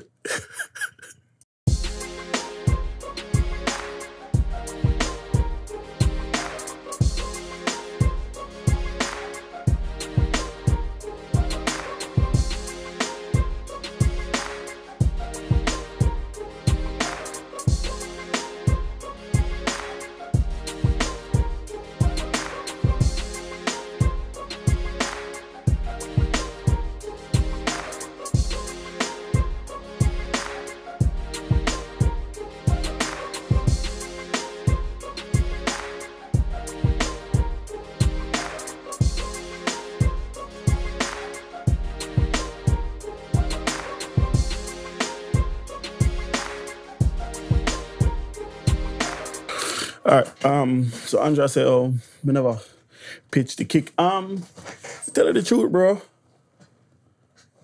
A lot of the times, we see people that say, "Here we pitch the kick and we do this and we do that and we put it in a key and all of them fucker there, brother." When they play a kick live, brother, nobody don't pitch nothing. Who they pitch the kick when they kick it? You know what I mean?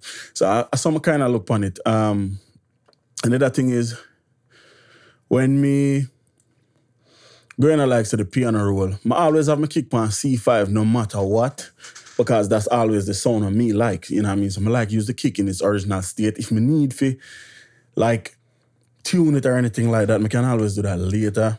You out of breath, can run up the stairs, but it's not one necessary, bro, if I tell you the truth. Nah, I'm telling you, like, bass and everything else is fine if you have them in key. Because a lot of the time, you see people that say, yeah, tune the kick and do this and that, but them not tune the snare and the hi-hats and all of them things. They them fling them all over the place. So, a lot of times, it's not necessary, you know what I mean? And sometimes it just comes simply down to if it sound right, it sound right, and if it sound different, then you try and fix it. But I don't know what I really ever think about for tell you the truth.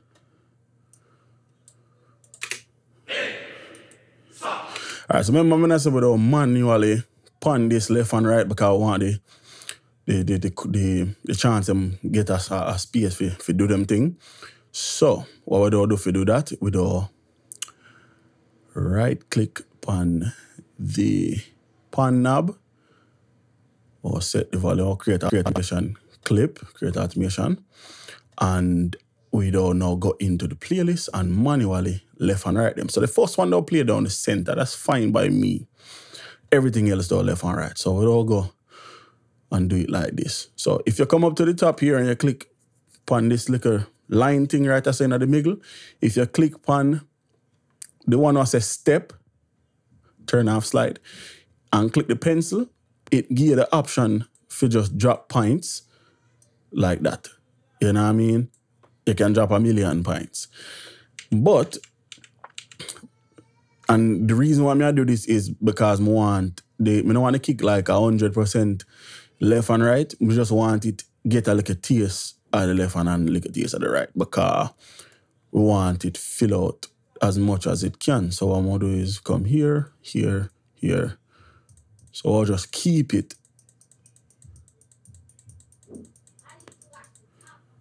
You know what I mean? Like that.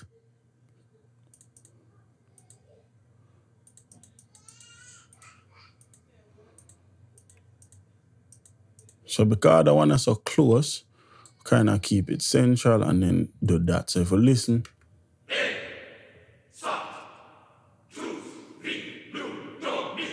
You know what I mean? So we have a little bit of movement to the thing. Them are though easier because them are just simple, little stagnated to the left and to the right and then, you know, come out. We don't have to touch the last point because it go back to the center and the first one play down the center. So that's perfectly fine. Let's switch this back here to slide. Take that off and go back to the waveform and Control 4. So now is more of a matter of just mixing the sound now. So we have reverb on it. So the first thing I would do is kill some of that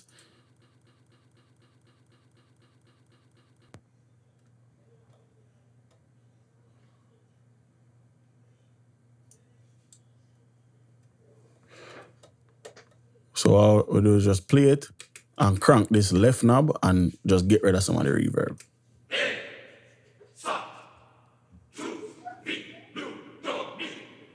Cool. Next, EQ. We'll go back with the same EQ I used earlier.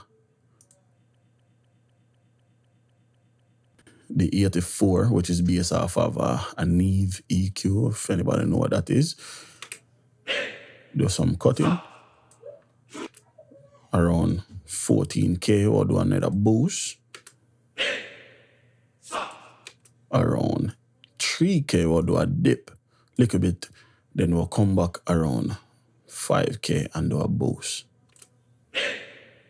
Know what I mean? And this is all just me working by ear, nothing special or nothing like that. Cool. Just to clean up the signal, which is nice. So once we get that done now, buckler, gotta see, man.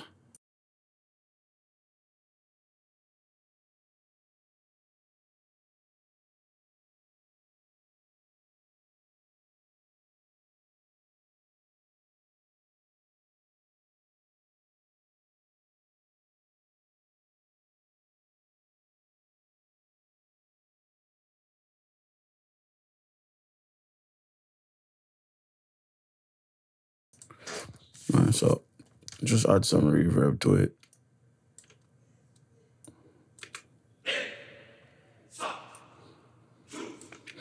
And then lastly, as far as EQ go, we have is Pultec EQ from Waves now.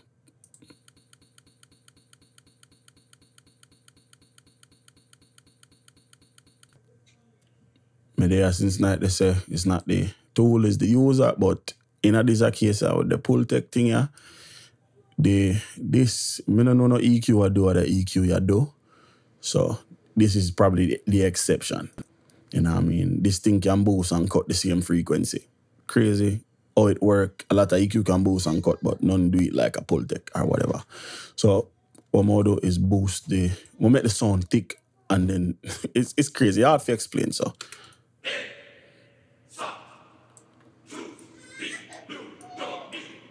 So let's up the bandwidth, up the boost.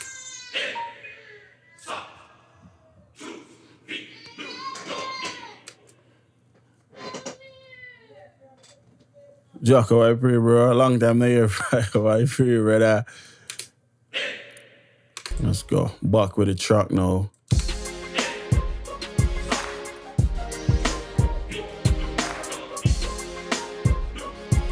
All right, cool. Lastly, we'll compress the signal a little bit because the first one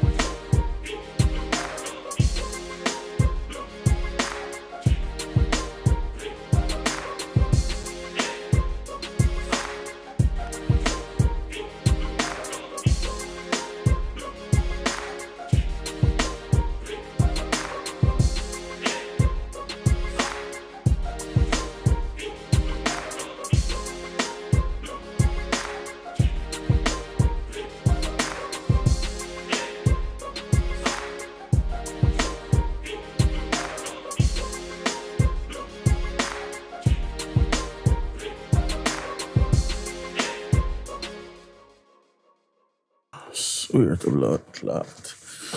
Alright, so I'm going to compress the signal a little bit for the chance because I'm kind of a little bit all over the place. So this is kind of weird compressor, but pretty much what I'm going to do is get about 5 dB gain reduction out of it. So I watch this meter.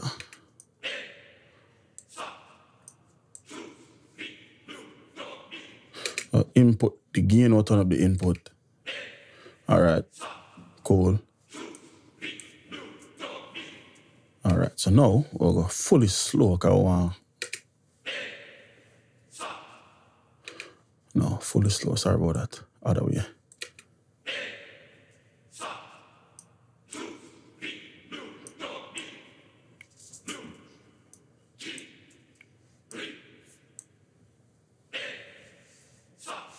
Perfect.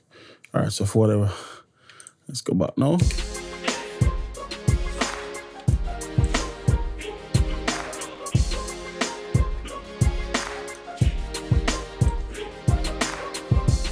Alright, cool. Let's go to the drum bus. Drums kind of sound a little bit thin. And let's waves, FX.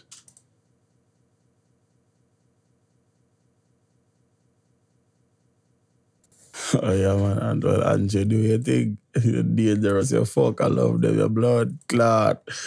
So I got compressor and where is this thing? SSL compressor there. Boss compressor, mono. For the drums, we need a little bit of punch out of them.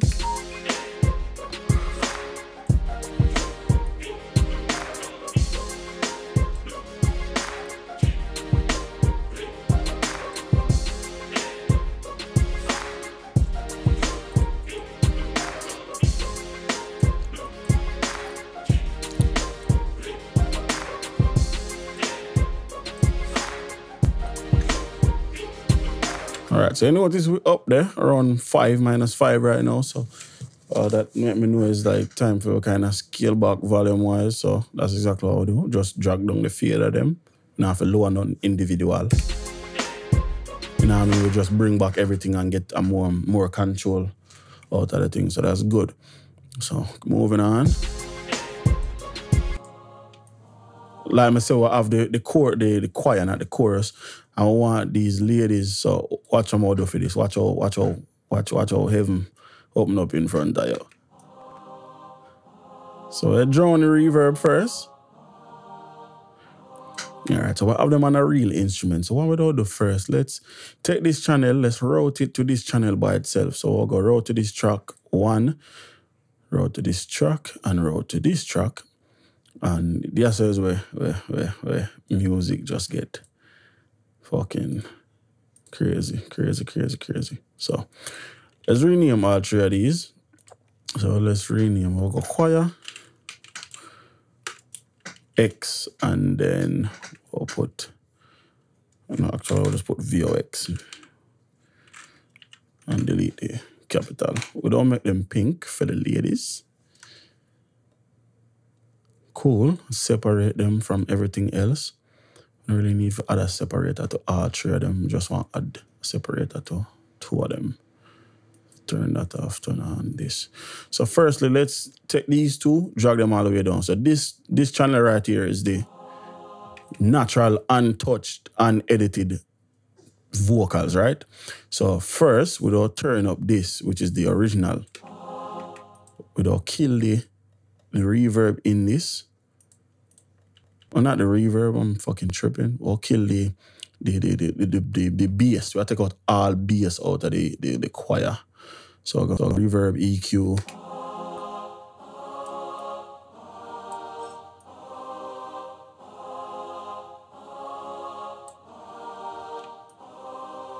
We'll take all 3 of these channels, we'll route them to this channel alone. So route to this track only. The first one, we'll send to the reverb, feel like a bit of body. Cool. Next, we'll add the stereo shaper from FL Studio.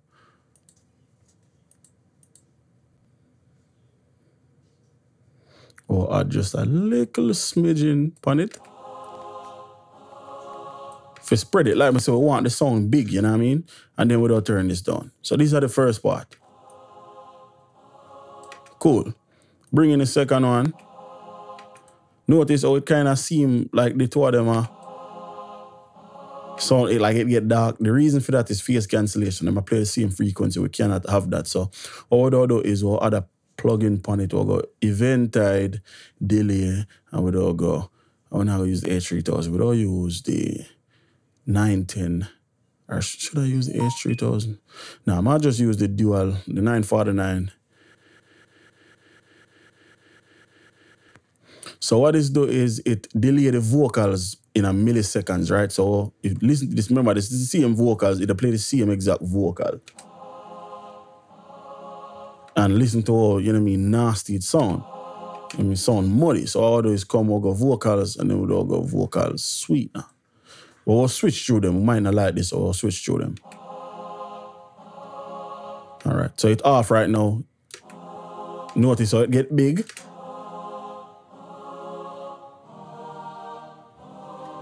We'll switch through them though. All right, cool. So I like the doubler settings, so we'll go back to the stock EQ now. What I'm gonna do is just create a simple like a filter with us so cut out most of the low end up to about 120. Reset that and go all the way up to about 120. No higher than that. Make it roll off the low. Turn off that. That's cool. Then we'll go into the Mag EQ. Or actually, we're not even going to use the Mag. We don't use the black box. The reason why I'm saying I want to use the Mag EQ is because of this air frequency. Every EQ don't have it, so we'll use the black box instead. So let's go and right click here. Let's go to ear vocal. And then we can go through now and change up what I want to change up to get the sheen, the little polishing of the track. All right, so let's put this before the 910. Put the ear vocals also before the 910. Turn off the first one. Oh, this is a little bit dark or whatever. So now, bring out the ear.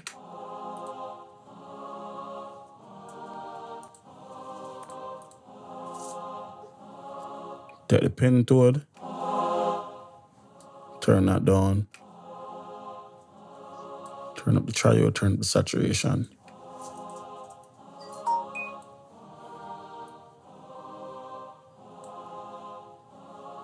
Okay, cool. Take this now, boost, lower the volume, throw them together. Lastly, what we'll do is add on this track anyway, another stereo shaper and push it a little bit wider. Cut.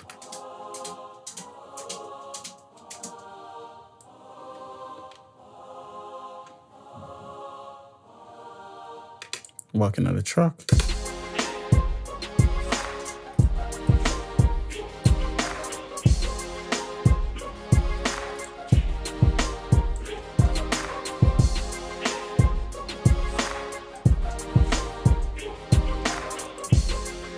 Notice it's not dominant, like we said earlier, we don't want it dominant. It's a background element. It's just some vocals, some harmonies. So if you listen to it, when you check it out, you notice it gone, but while it a play, you barely notice it, did it?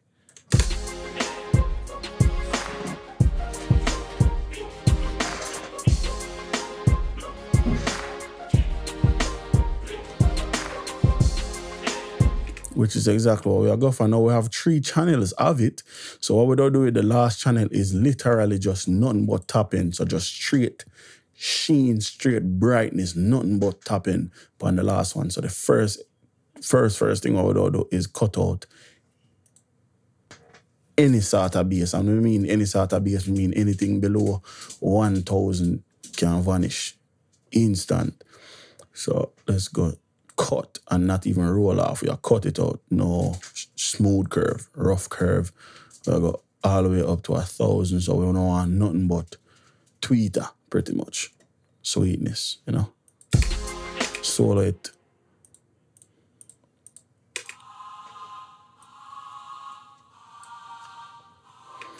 Come back. All right, cool. Then, once again, let's go, not native instruments, let's go plug in Alliance or add the Mag EQ. Because just like the black box, it have the ear frequency or the ear band. Not all EQs have that. So we can go 40 and crank it. You know what I mean? You tell me an EQ I have 40,000 kilohertz on it and me give you some blood clot money. You know what I mean? Most EQ just go up to 20. This go all the way to 40. Lastly, some reverb. And then, as well, we'll go back to Eventide and we'll add the H3000 factory. What I'm going to do with that, I have a preset named vocals, and we've got dual 910s. And then lastly, we got waves, multi-effect.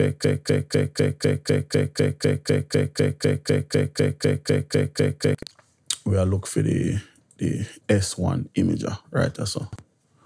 So we'll just put this to 1.3, spread the signal. So that's just the top end part. This is the mid-range. And then you have the... Notice how it sounds dark. And we get a little bit brighter.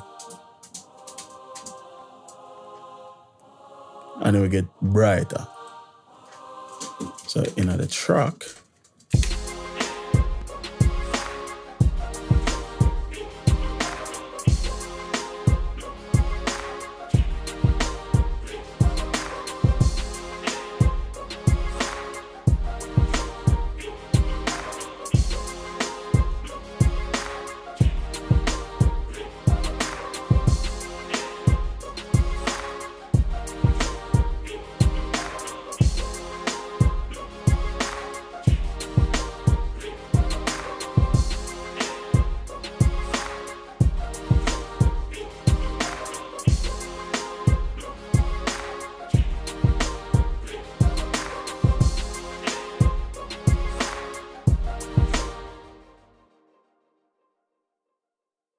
so as you can see, we have balance and all of that. So what we'll do now, we can move into bass. We didn't even mix in the piano yet, but that's a story for another day. So bass first, so we'll do the Nexus bass, and the first thing we'll do is mono it completely. There's no need for you to have any type of stereo characteristics unless we want it to have that type of feeling to it. So we'll just make it mono off rip. And listen to it and see what we can, you know what I mean, do and modify. So I'll just make it play for a second.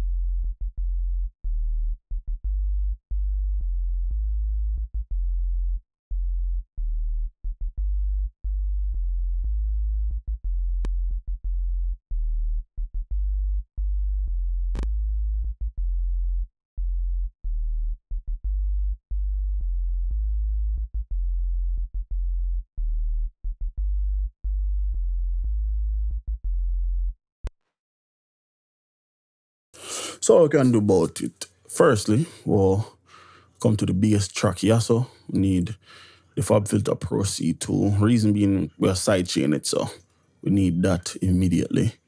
So let's go Fab Filter Stereo. Because we'll have the other bass on the channel as well, and we'll sign C2.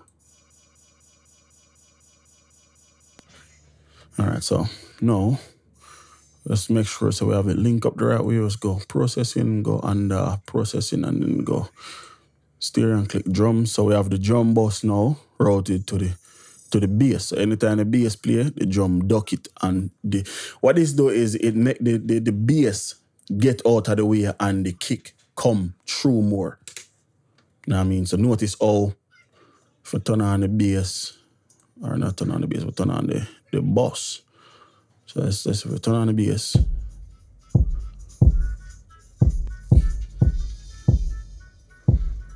What the fuck going on?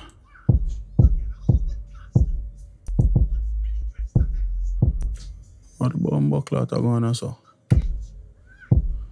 Alright, so we have that set, side chain level 20, external side chain processing. Oh fuck. Wrong thing we click on. So switch that. Wrong thing we click on. I was supposed to put this to drums. Okay, so now you see when the kick play, it duck the bass and get a little room for cut through, you know what I mean? It'll take the bass out of the way. But we don't really want it take all of this out of the bass. We don't want it kill the bass completely, then bring it back. So what we'll do is just switch this to about 12.3. Yeah, you know, we have a little bit more room, little bit, you know, but the kick not as smooth as I like it. As you can see, it's a raggedy kick because it's two kicks together. But that's fine though, that's fine. There's nothing wrong with that at all, that's fine. So, okay, cool. So now, if you get the bass fatten and thick, you know what I mean? What we'll do is, like I said, we'll first go up on the bass boss, let's put this to the bottom, and we go EQ all of the top end frequencies. Actually, now I'll do it on the bus. I don't do it on the channel itself because we have the nether bass from Nexus same way, so we can't really EQ one bass and do the both of them. So I have a preset, master high and low filter. What we'll do is scale this back to about 400.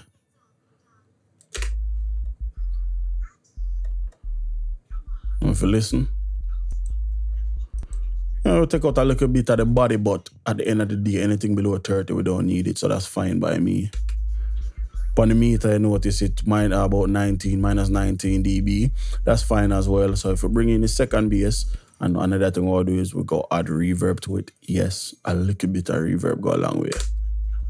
You're not gonna notice it anyway.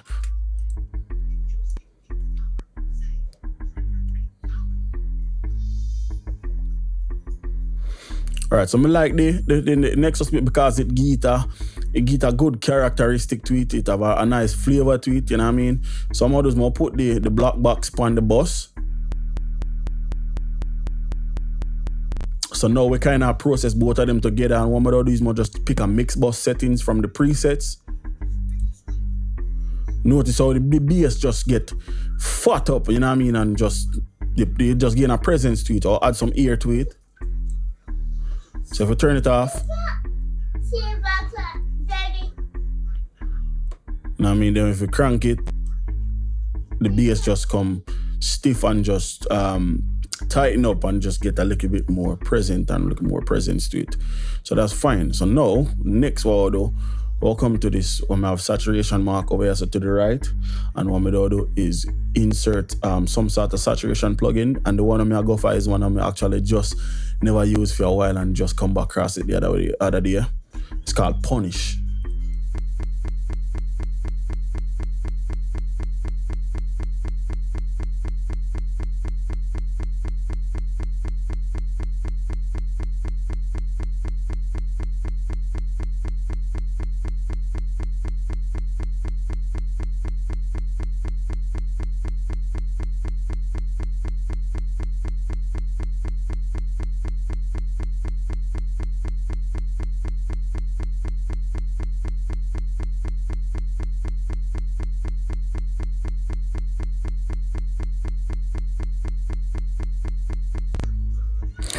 Oh, yeah, man, Andrew, the FL limiter can sidechain to yes. The reason I use the fab filter one though is just for a little bit, a couple of more extra options, to tell you the truth. But yeah, man, the FL limiters can do the sidechaining exactly as me do it. But just they use the fab filter one for a little bit more options. And then another thing is, because I have it set, the default preset or load up is like my sidechain preset.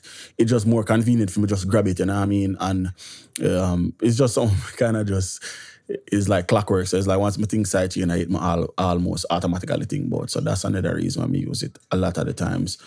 This unit right here, so this Punish thing right here, so best, I'm not gonna say the best distortion unit on the market, but in my opinion, would I say, if the decapitator from Soundtize is the one, this are the 1A. You know what I mean? Like this thing is crazy. So what I'm gonna do with this is more use this and distort both of the bass them and or turn off the bass itself. So distort both of the bass them. When I say distort, I mean wreck them.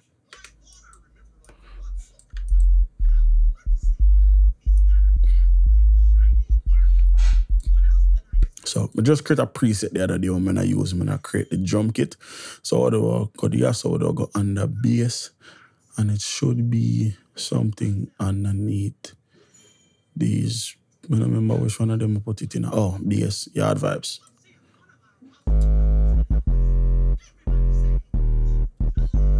I mean, that just sounds so fucking good. It's crazy. So let's turn off the Nexus bass. Let's listen to the second bass now. And let's do the same thing. So these are the two of them together. And that's the distorted version of them. So this is the regular version of them. And then we distort it.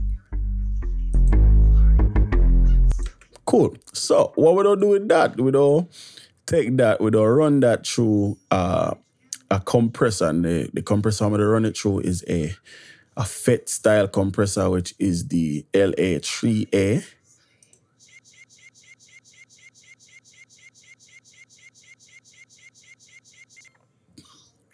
From Waves. You don't really have to use the Waves version. I just really got for the Waves version because it's more convenient. Actually, I'm not even going to use the Waves version. I'll use the T-Rox version. So I'll go IQ Multimedia, T-Rox 5 Dynamics, and we'll use the Blackface LA 3A, actually the Blackface 76. So FET mean fucking is a fast acting compressor. It works really, really fast. So let's crank this. Let's make this bigger.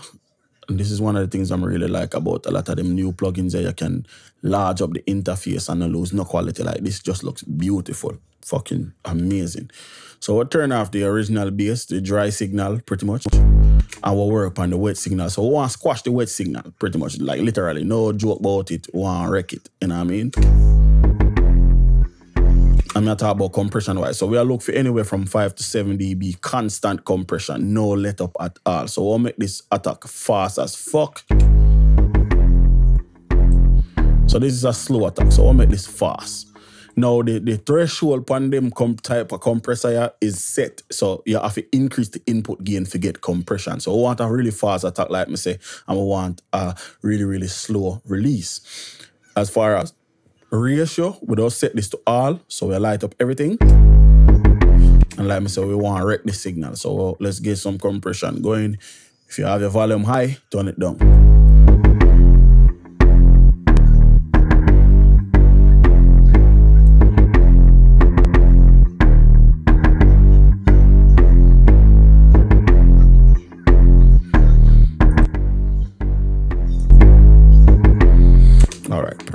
Perfect. No. So the signal is very, very hot. So we'll turn it down.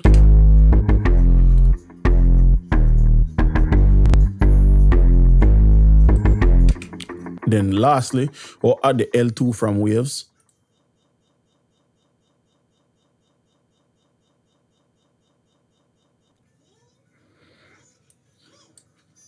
And the reason why we add the L2, I have to limit it.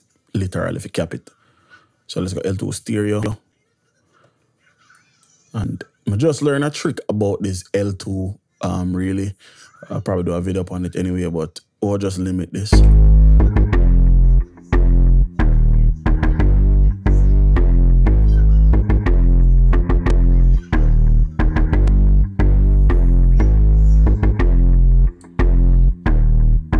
All right, cool. So we have it set nice, limited, and perfectly fine. Lastly, we'll add just a regular EQ from FL Studio. And the reason you probably wonder why the fuck me do all of this weird shit with the bass is if you get a bigger sound out of the bass. So I'll go my filter, and we'll make this a smoother filter, so more of a roll off. Okay. Cool. And we need this after the L2, so the L2, the cap. Cap will go on, and I mean, you see, as soon as I put something else behind it, the volume just all of a sudden just get out of control again. So make sure it's the limit at the last thing when you use it. And now what we do is just blend the volume, blend the saturated signal with the regular signal. And we'll do play the rest of the tracks and then blend the signal.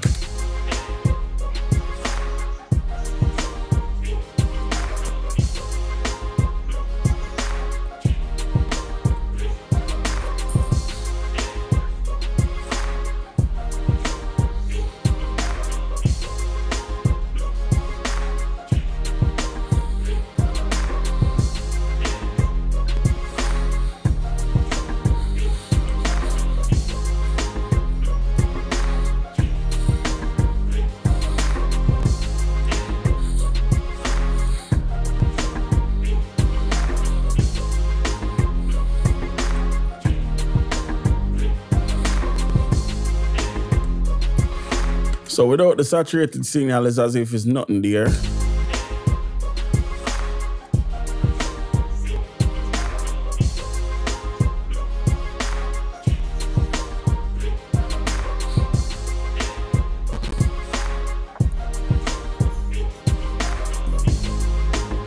And then when you turn it on, you just get all of the color and character for the bass.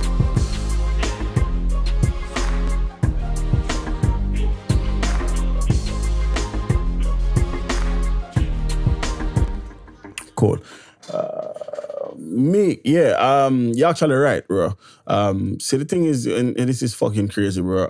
Me use the Waves version of that thing, and I mean, so the Waves version, the UAD version, and all of that is like them all, you know, do them own like a thing, you know what I mean? This is kind of tricky because when you flip it, I don't know, that EQ is weird, brother. Read the manual of that fucking EQ is weird. But you're not light up. On the Waves version, that's exactly how it's set up. But for whatever reason upon this, it seems as if it all depends on where you set the threshold upon me. Did I read the manual like me say, and I don't know, brother. Me give up out of there. That tell a lie, Bridget. But I still kind of get the sound on me that I look for. From what you can hear, you know what I mean, you can realize, sister, the bass really come to life once we turn on the channel.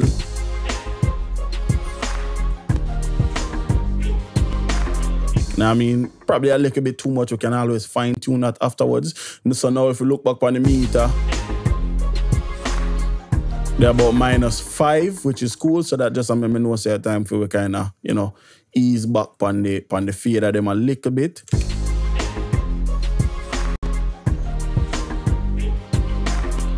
Cool. And then with the EQ, let's get a little bit creative with the EQ. Let's take out this EQ here. Let's reach for the fab filter. Multiband. And tweak. So firstly, bass. Let's go linear phase, of course.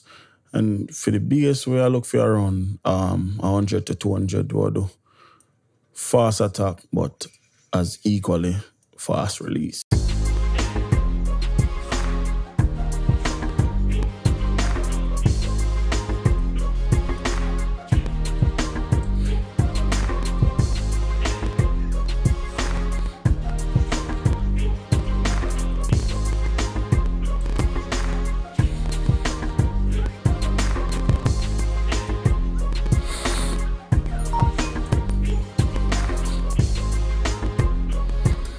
Then we can kind of turn on the bass a little bit.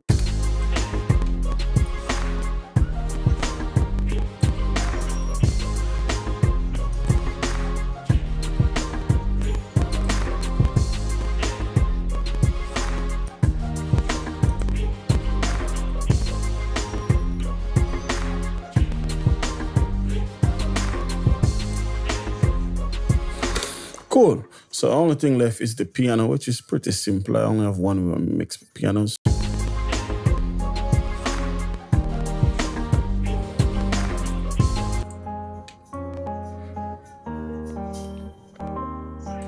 So first, EQ, of course.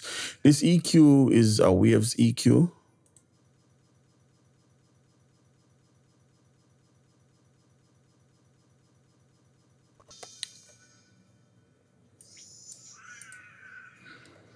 We'll use the Manny Marroquin EQ stereo. I have a really nice piano preset. The only thing we don't like about the preset is it takes out a little bit of the body. But in this case, it kind of sounds good, so we left it like that. Let's up this. And let's pan this with the stereo shaper. So I'll make this as wide as possible. So as you can hear, we have the darker side on the left and the brighter side on the right. So now all I have to do is just turn down the signal. Let's send a little bit of the signal to the distortion.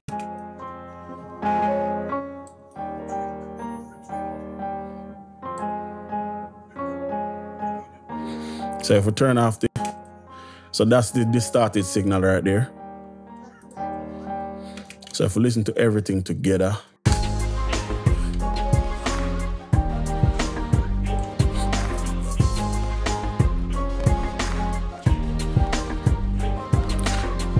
and then levels wise, we are peak around -5. So that's really good. That's a nice mix for me, really balanced, really under control.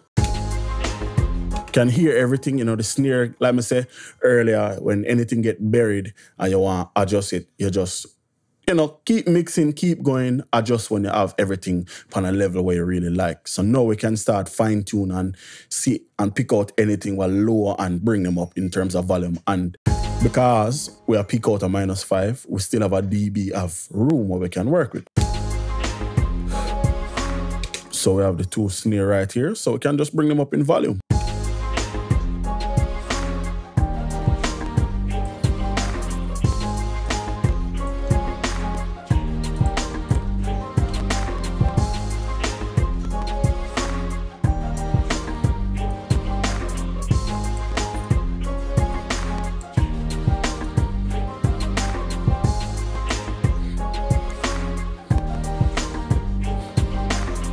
Can always turn down the contact, the chants a little bit. I don't really want them as dominant as them sound right now.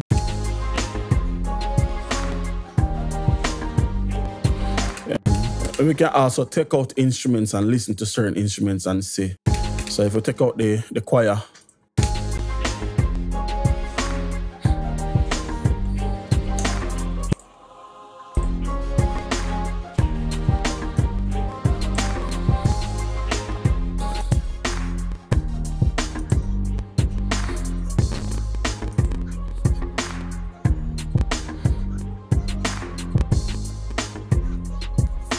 I mean, so everything's sounding good, sounding clean.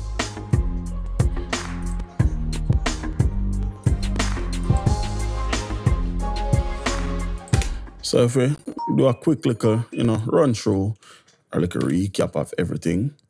Right now we'll have the, make this look a bit smaller. All right, so if we do a quick little run through from intro all the way.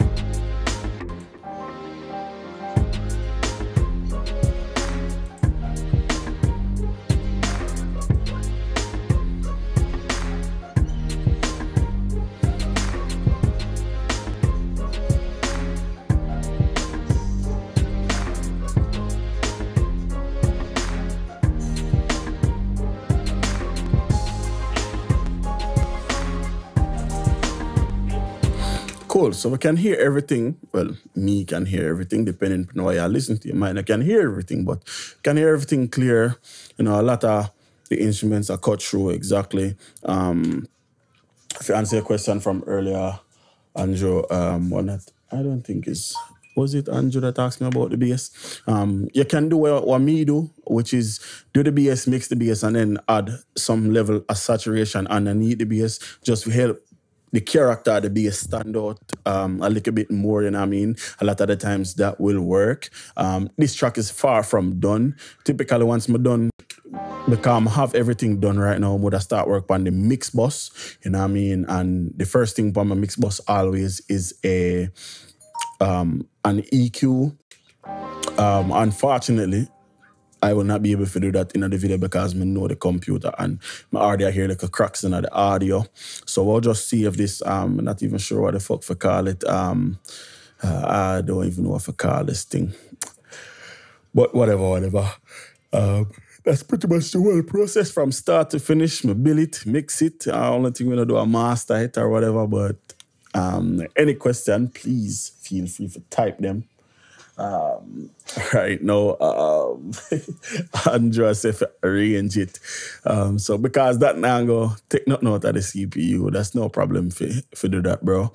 So when we would do when I approach arranging a track, depending upon how I start is very, very deep. Our home start is very, very dependent on how I finish. So let's right click track 21. Let's go file and let's get producer tag TrackStarMediaGroup. So let's bring that in.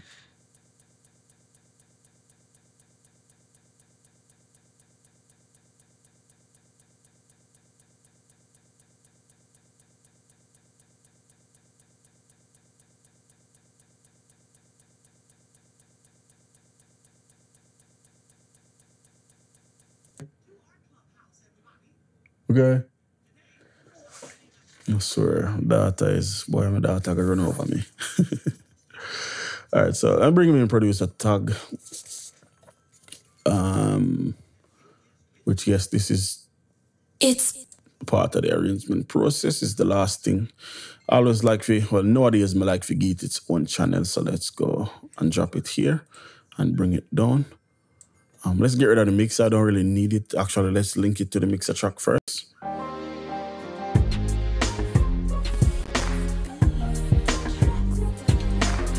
All right, so let's send that to Real Instruments and add some reverb to it.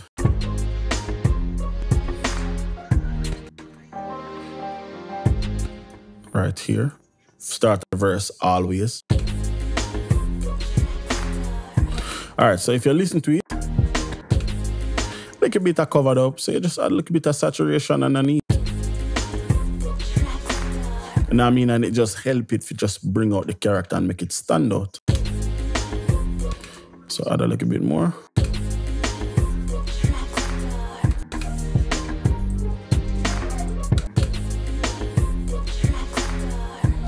Perfect.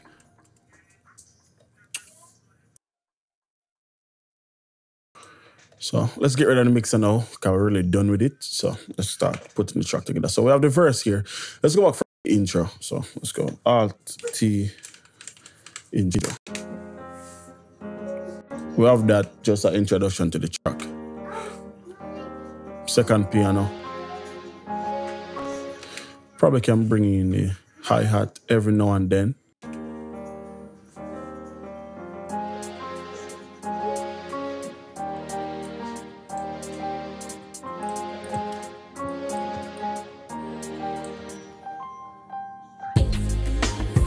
Now I mean, let the high-pitched piano lead out and then disappear.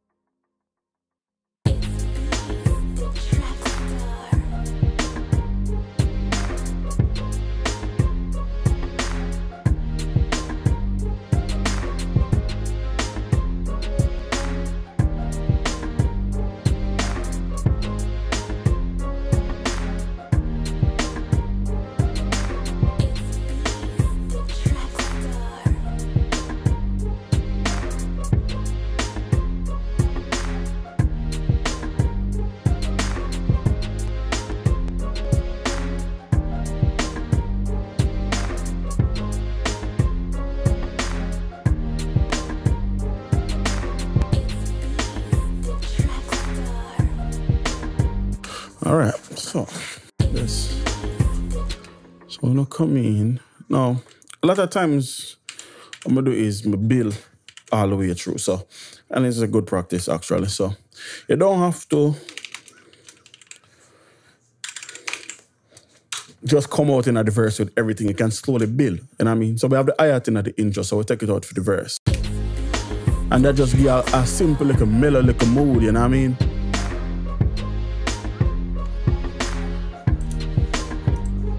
And then we'll just drop out everything because we know so we are going to do and bring everything back in. Or bring in an extra element, you know. So where the fuck put the verse? Oh, okay. Right, that's so. So let's go.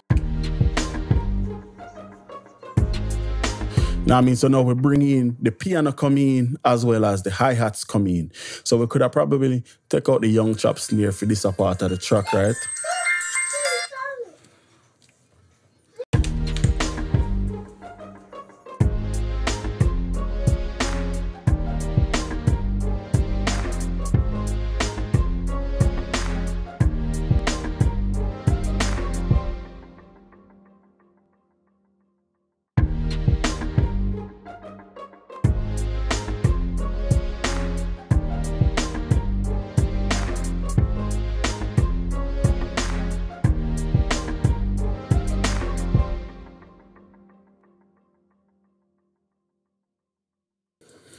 Okay, so like how that sound good.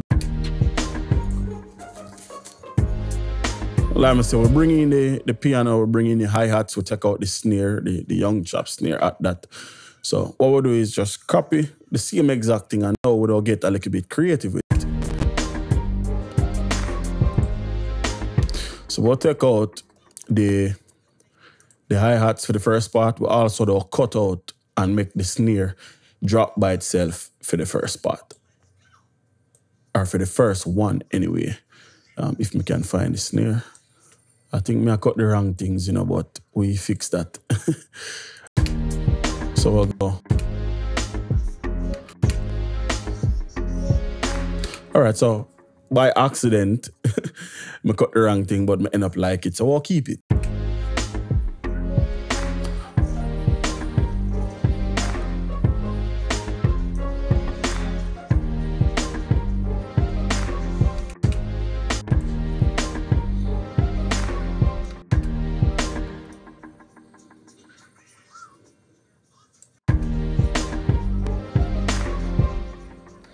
All right, so I know I am not having vision problems, bro. I know I'm not go crazy, right? Is this a second kick here that's not playing? Because I know I'm not crazy, you know. Oh, muted. But why? Why is this thing muted? And it's muted for both of them. I don't know why though. That's crazy. We'll figure that out later on. So we need to figure out if it come out of the verse into the chorus. So we have two ways. We can either get bigger or get smaller. So we'll get smaller. So firstly, use the piano, the strings, and no percussion.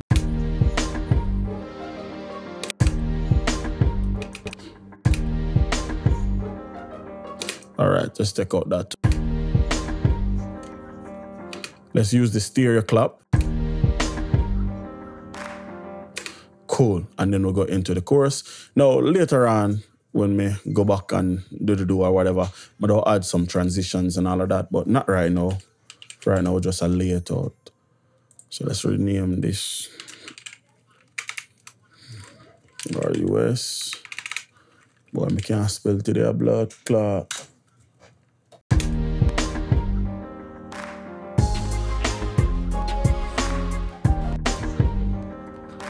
We can also actually use something from the chorus fee.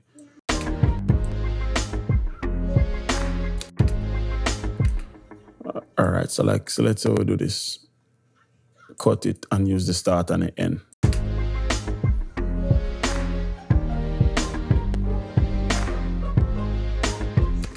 Oh, let me just get the idea.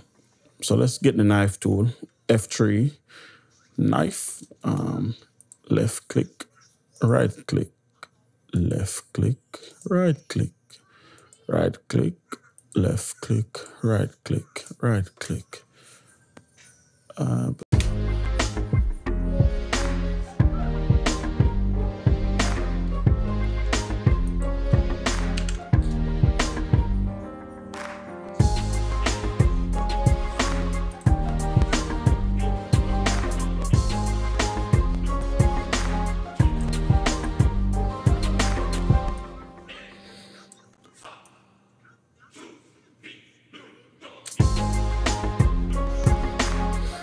Cool. So we have intro, chorus, verse. Let's put a loop right here.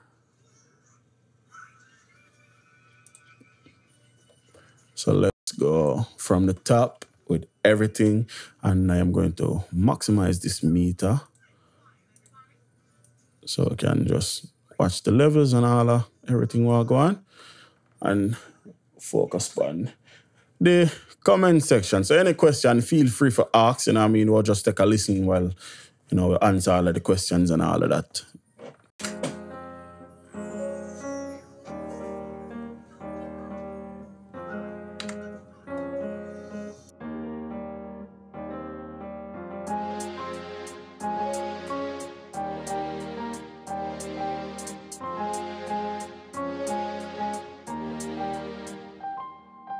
Itz-Beez-Da TrackStar.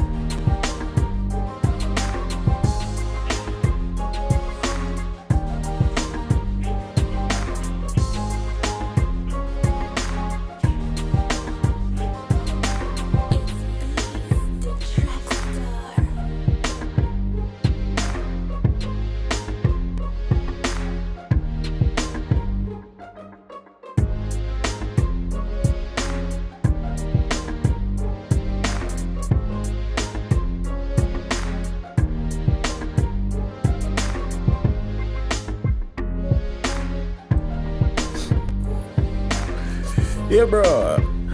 Yeah, man. So we do about 600. What done, like I saying, I mean, mix, master, and all of that. Some of them probably have artist voice on it and all of them thing there. Then our another folder with 184. I'm just show you what unfinished rhythm when I start and dash with them. I have about 20 on my desktop. I have another folder with some collaborations I'm have to finish. What that's upcoming, and I mean, I have just a gang of shit, bro. But right now, everything up on pause because the Yard Vibes drum kit, I work on it right now, you know what I mean? I look for drop it on the 1st of January. It got different, bro. Different, I swear. So that's the main focus right now is this Yard Vibes thing. I have if I produce for TJ coming either today or tomorrow, Riddim sick. Matter of fact, I'll give you a preview. So I'll pause this right now. Hopefully we can play it, but yeah, man, that one I got mad, bro. When I try DJ like TJ, but the rhythm is more of like a, you know, I see myself it's like a party type of thing. Nice little collaboration or whatever.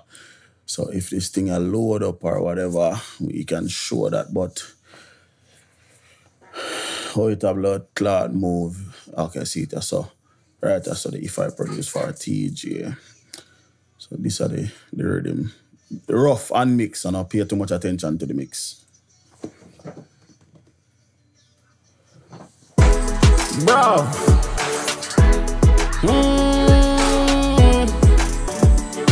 Whoa. Hey. Them will want to be fall off. Big fat nigga, but them know we are the boss. Up top to the ceiling, we are laugh. And I fear goal back to when you see we are floss.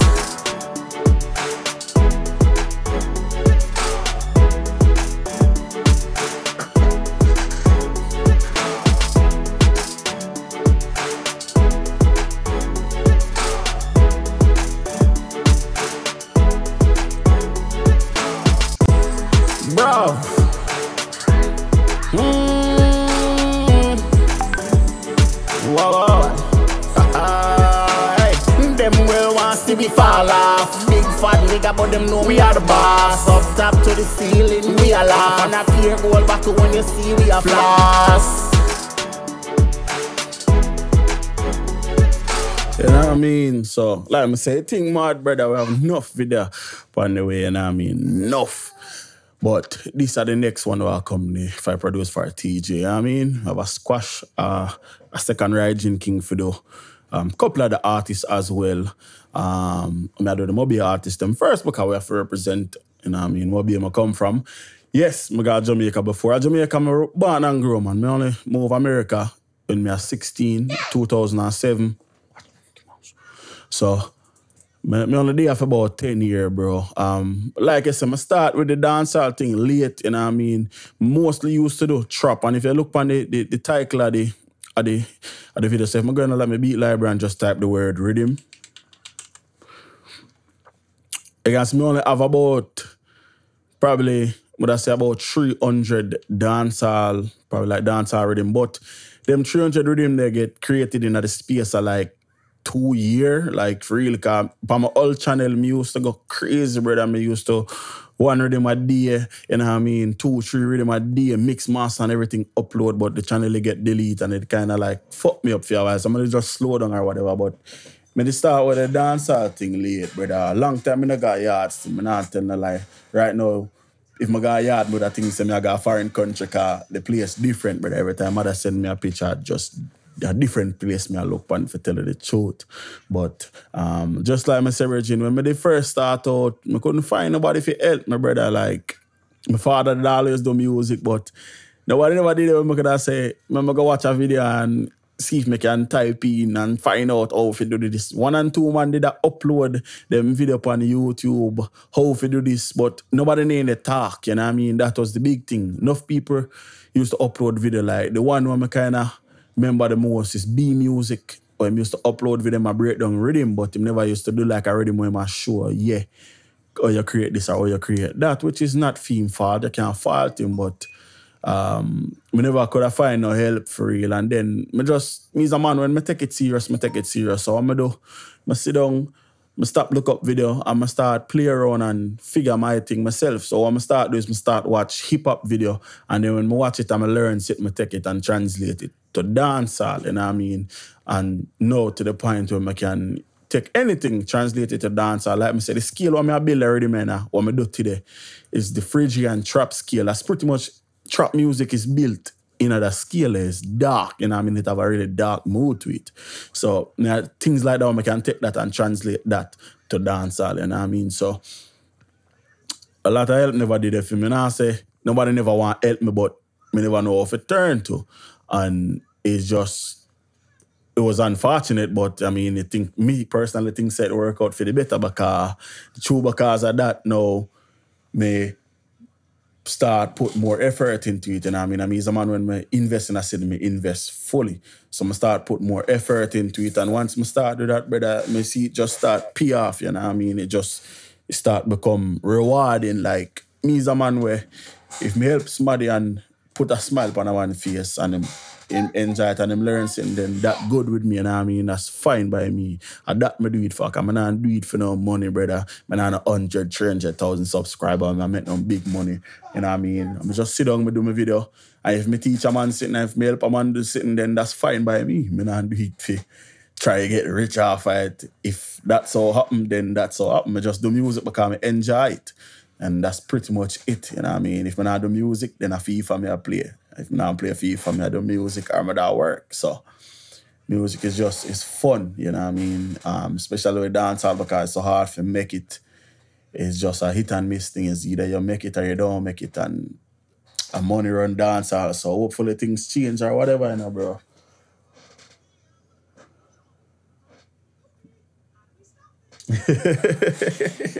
Yeah, what's already did at them time there.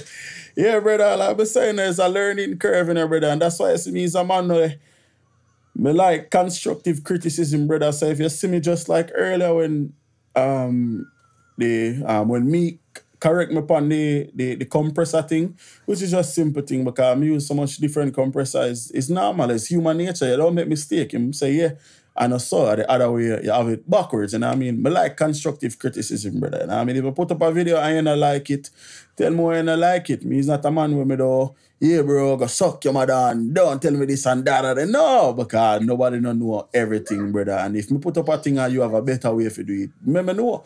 I don't no problem if me go back and say, you know what, I'm right.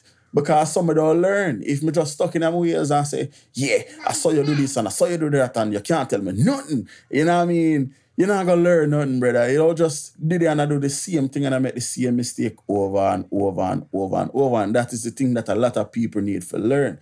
You have to be able to take constructive criticism, brother. Let me tell you that thing right now. As a producer, let me tell you this. You know what? Nobody around you, or every time you send something to him just say, yo, brother, hit that it, but da. And when you know say a fuckery, when you yourself know say you have a piece of fuckery, you know what I mean? And you send it to a man. Because when you first started producing it, everything what you're making, brother, you know, yeah, I hit that on a big rhythm and da. You feel you're the best thing in the world. But just because you're happy and not just because it's actually the best thing, Regina, just because you like it. So when if you have a man around you, they must say, yeah, brother, hit, brother, da. Yeah, man, nothing, nothing tough, and you have to try put, you know what I mean? But him know say, him not try hurt your feelings. That is a yes, man. You don't want people like, you want people who can give you some criticism, brother. You know what I mean? You want some people who can just tell you straight like it is. And let me tell you, as a young producer, Regine, the best thing you can hear of your man tell us say, your music a fuckery, because it do either motivate you or it do break you. It's one out of the two. It's not going to be both. You don't either say, yo, fuck off and go suck your mother, and you know what I mean? Or you say, you know, say true, me for try and improve. I'm going to go look on it again and see if I can come back with something better. I'm going to play a all blood clot rhythm. I'm going to make some. I'm going to be like, I'm going to try and find the oldest rhythm I'm having. Matter of fact, see one writer, so Bright Star. You know what I mean? And that rhythm I have from 2014.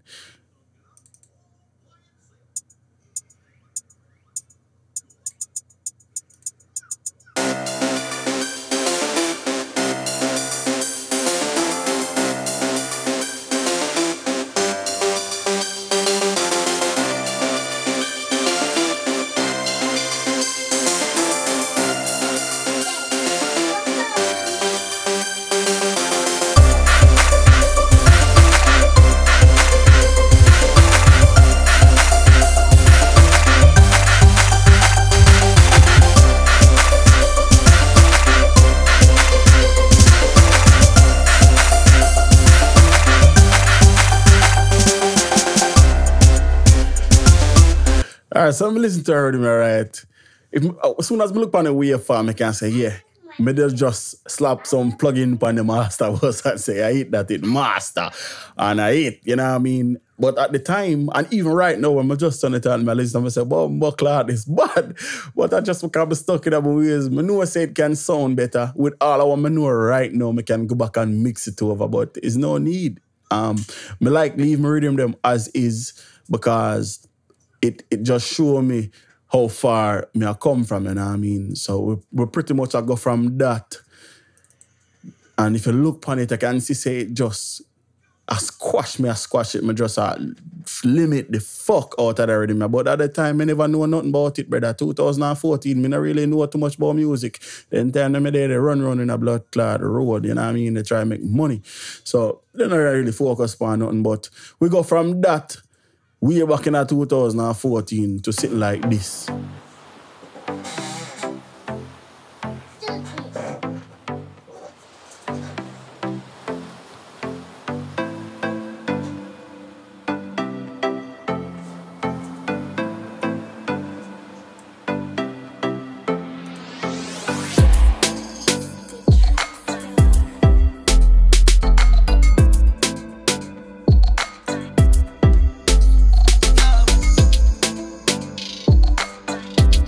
You know what I mean?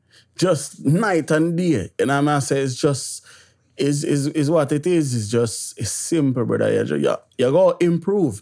Don't make nobody try all the box. I do another comparison, right? So I'll use my Photoshop skills, right? So this are the cover for the rhythm I just play. So that's a one. So maybe go find on my all cover them, you know what I mean? See how far may come from. You know what I mean? So let's go cover.